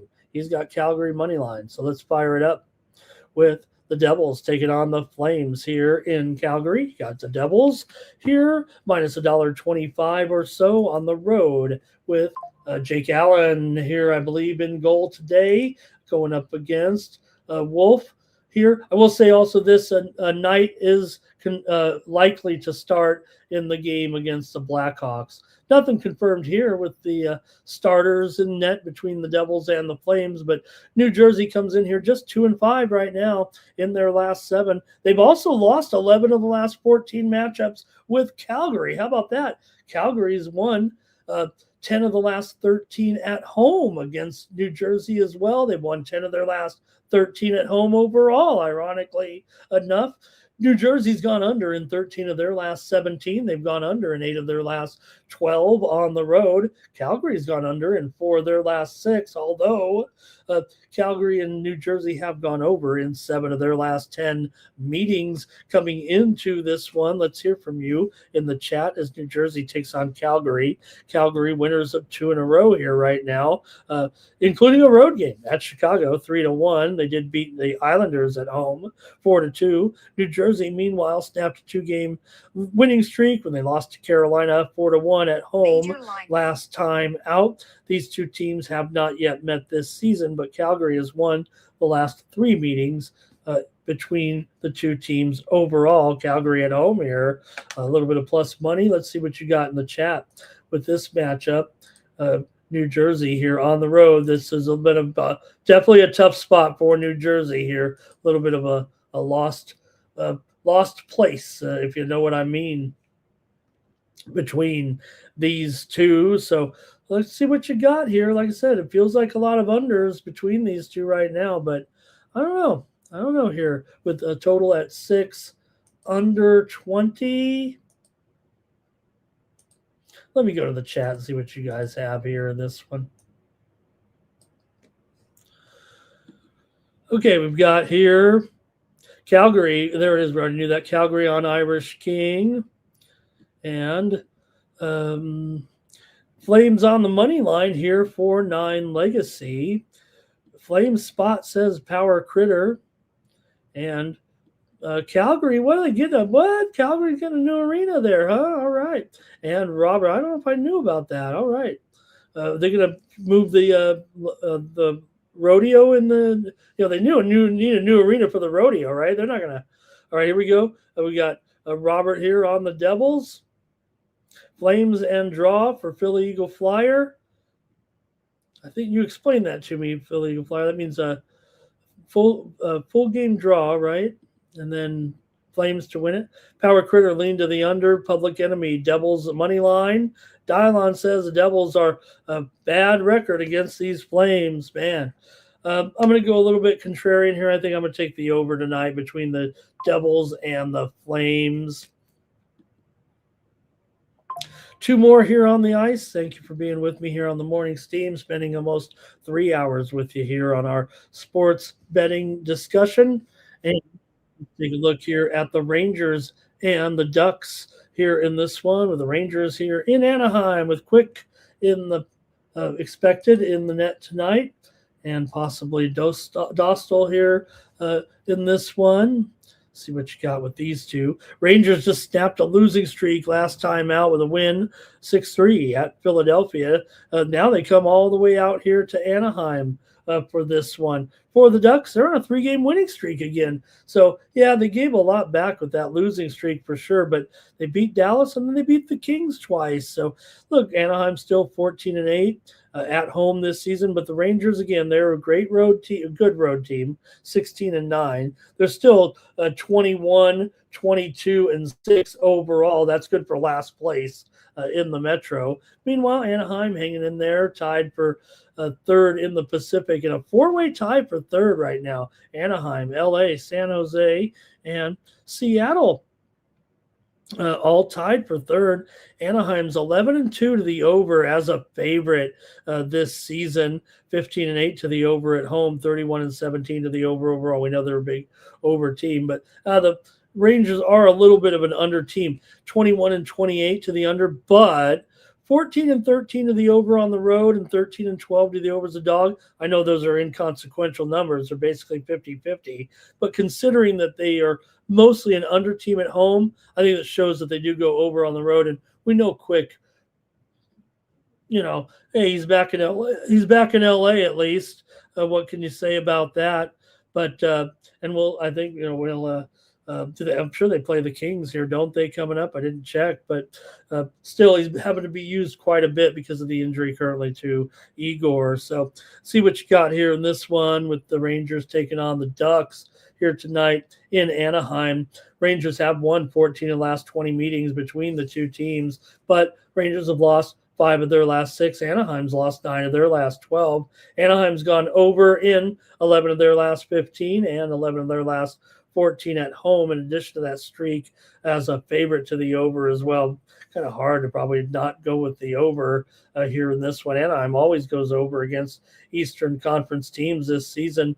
And Rangers, like I said, they've had a few overs here all of a sudden of late, including that game against Philly, also against Ottawa. And, of course, when they gave up 10 goals to Boston, that went over.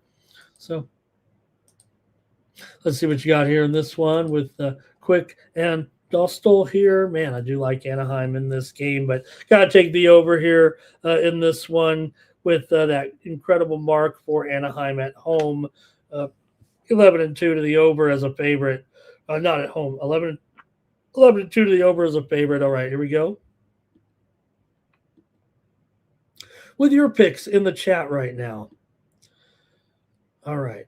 Here we go. It's a Rangers money line for Irish King. Rangers money line for 9 Legacy. Rangers an over for Dylon. Billy Eagle Flyer says he's got the over trifecta here. And also, first period, both teams to score. First period over 1.5 and full game over. 9 Legacy is on the Canucks in that next game coming up. Public Enemy's on the Rangers money line. Robert Dixon, Rangers money line, and Robert's on the Ducks tonight. And let's move to the final game right now and let my voice catch my breath. Here with the Islanders on the road, taking on the Canucks, and the Islanders a road favorite here, $1.40 maybe even right now. Maybe it's down from that $1.45, but Sorokin and Lankinen. Sorokin's is confirmed. They've already confirmed him already. He's coming off that great game, man. Fifth shutout of the season in the 1-0 win. He was in there against Edmonton there back a couple days ago. It was Rittich that played the game against Calgary the other night in the 4-2 loss. But Sorokin, in my opinion, right now, I know he's 15-11-2, 2.47 goals against, but I think he's playing outstanding right now. I think he's really one of the hottest goaltenders in the league here currently. I don't think the wins and losses are adding up. I might be going with the eye test a little bit. Hey, here's some steam on Sacred Heart right now in there. I know the expected goals, which I really respect as a major statistic here, would back me up a little bit on that with Sorokin. Anyway, Sacred Heart just took some steam in their matchup here against Ryder. Sacred Heart is moved here now to a 5-point favorite. Sacred Heart took the steam just now on the Morning Steam show. Okay, so now we're here on the last game. Vancouver is still on this massive losing streak. It seems like no end in sight here for the Canucks. How many have they lost in a row? I stopped keeping track on my notes. Is it 11? Is it 12? I don't know. They've lost 7 straight at home. I did mark that down here, but 10 of the last 11 meetings between these two teams have gone over. Vancouver's gone under in 5 of their last 6, and the Islanders have gone under in 14 of their last 19, 5 straight meetings. Between the two, 5 straight years here have gone over here in this one. Islanders actually lost 5 of their last 6 games to Vancouver. Maybe tonight is the night for Vank here in this one, but let me hear from you in the chat. Here, can the Canucks snap this losing streak here tonight? I'm not sure. But I don't know. I just don't feel like I'm getting the right price to take them. I want to. Let's see what you got in the chat. Maybe you can talk me into it. Vancouver just 4-13 straight up at home. I think they're actually like 0-8-2 in the last 10, but Islanders 12-9 on the road. Pretty good record there for a team that's 6-8 as a favorite. Let's see what we got here in this one from the chat. We got Public Enemy here with Islanders Canucks game to go over. Robert's on the Islanders here. And Kane, yeah, he's already given up on this situation here, I guess, huh? All right, here, got to make my call in this one between Vancouver and the Islanders here. I'm going to go with the over. I'm going to go with the over. Give me the over. I'm not sure on this side. I'm nervous. I kind of want my computer over here is telling me to take Vancouver. I'm the one that punches the numbers in, but there's also the algorithm a little bit. I try to play the algorithm a little bit. You can't just take otherwise you'd be taking the favorite every time. You got to judge the line in accordance. You got to make your play against the line, really. That's what we're supposed to do when we are making the bets, right? We could just say, oh, minus $2. They're going to win. But you got to decide, is that $2 too high? That's it for the Morning Steam, everybody. Tex likes the overs there. He also likes the Islanders. Dylan says, you just can't bet these Canucks right now. Just can't do it. Ain't going to do it. Guess that's it for the Morning Steam show. Really appreciate everybody in here. Hey, I'm going to do it one more time today. I had such a good response. I know we love the contest, but hey, if you use the promo code LIVE, LILV, or live, if you want to call it that.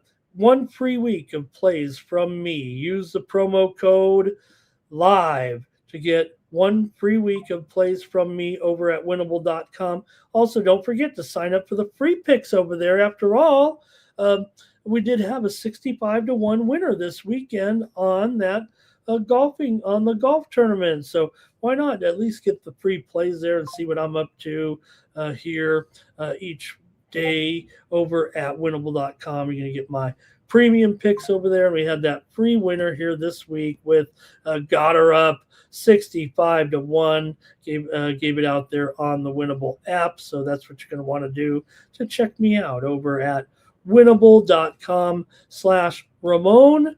And you can also use the promo code STEAM if you want to sign up long term for 1 month over at winnable.com. Really proud to have all the subscribers over there, 300 total subscribers in all the things combined. There's that got her up in there. There he was. Got her up 65-1 there. And somehow I've turned on Siri on my phone, it looks like. All right. Thanks a lot, everybody. Really appreciate it. Join us tonight. First, join Mikey Money at 6 p.m. Eastern, 3 Pacific with pre-gaming. Mikey will get you ready for the primetime action, including the national championship game. One other programming note. VB MMA Picks is going to be appearing on a premiere following the football game here on the Sports Money Network. Mikey gave me some great advice, said that really is good. We'll see. I don't know if I'll do it all season, but we'll probably do it today. You can catch that show live on the VB MMA Picks channel also today, but we're going to run the show here as a premiere on the Sports Money Network right after. There's a horror for reviews, I guess is what I am, and we're going to run that show after the football game here on the Sports Money Network as a premiere. So maybe I'll be in the chat there a little bit as well to talk about it. We're going to preview 3 fights tonight on VB MMA Picks, including that main event with Gaethje and Pimblett as we get back to action finally this week in the UFC this Saturday night from the T-Mobile Arena here. I think we also know the other 2 fights that we're going to be previewing will be O'Malley versus Song and Allen versus Silva. So seems like some good fights we're going to preview. And I believe the guest here is Liam Picks Fights. So check that out tonight on the premiere, or go to the VP MMA Picks YouTube channel to watch the live broadcast tonight. But it'll premiere on the Sports Money Network. You won't be able to comment on the stream there with us. Well, you can in the premiere, actually, but I'll be in there to maybe answer some questions after the show. It'll be on right after the football game. And then join us tonight at, I believe, probably 7 p.m. Eastern, 4 Pacific, right after pre-gaming. We're going to go right into the football game tonight with Miami and Indiana. I can't wait for that. Can't wait to watch my man Keontae Scott. I know I made a lot about it, talk about it a lot, but obviously haven't interviewed this kid a couple times. Big fan of his. All right, that's going to do it here for the morning steam. Remember, use the promo code LIVE right now to get 7 free days of picks from me over at winnable.com. LIVE. Live. I want to see you subscribe over there. Hey, make sure you're getting that. I might pop off another one next week here in the golf. Let's see it. All right, that's going to do it here for the morning steam. Really appreciate everybody spending a near 3 hours with me here on the show. Got still 60 of you hanging with me. So thank you so much, everybody. I know I'm not iShow speed. I don't have 350 million followers. What does he have? Something like that there. But hey, I got you guys, and that's all that matters. So really appreciate it. Bye-bye to everyone. Let's say goodbye to the chat right now. A few people still commenting in there. Thomas, thank you as well. And Dylon, it was great to have you in here today. Dylon, Arthur Mead, thank you so much. And look, I'm coming tonight. I know I sat out the first round of premiums here, but hey, the Australian Open, so many matches, and it was a busy weekend here. I was betting a little bit.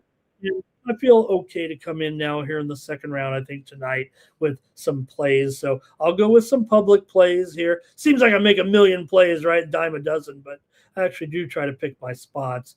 Doesn't seem like I go crazy there a little bit. Dylon, going to have it there with breakfast. Robert, thank you as always for your support of me here on the Sports Money Network. Thank you to everyone. And for the Sports Money Network, I'm Ramon Scott. So long.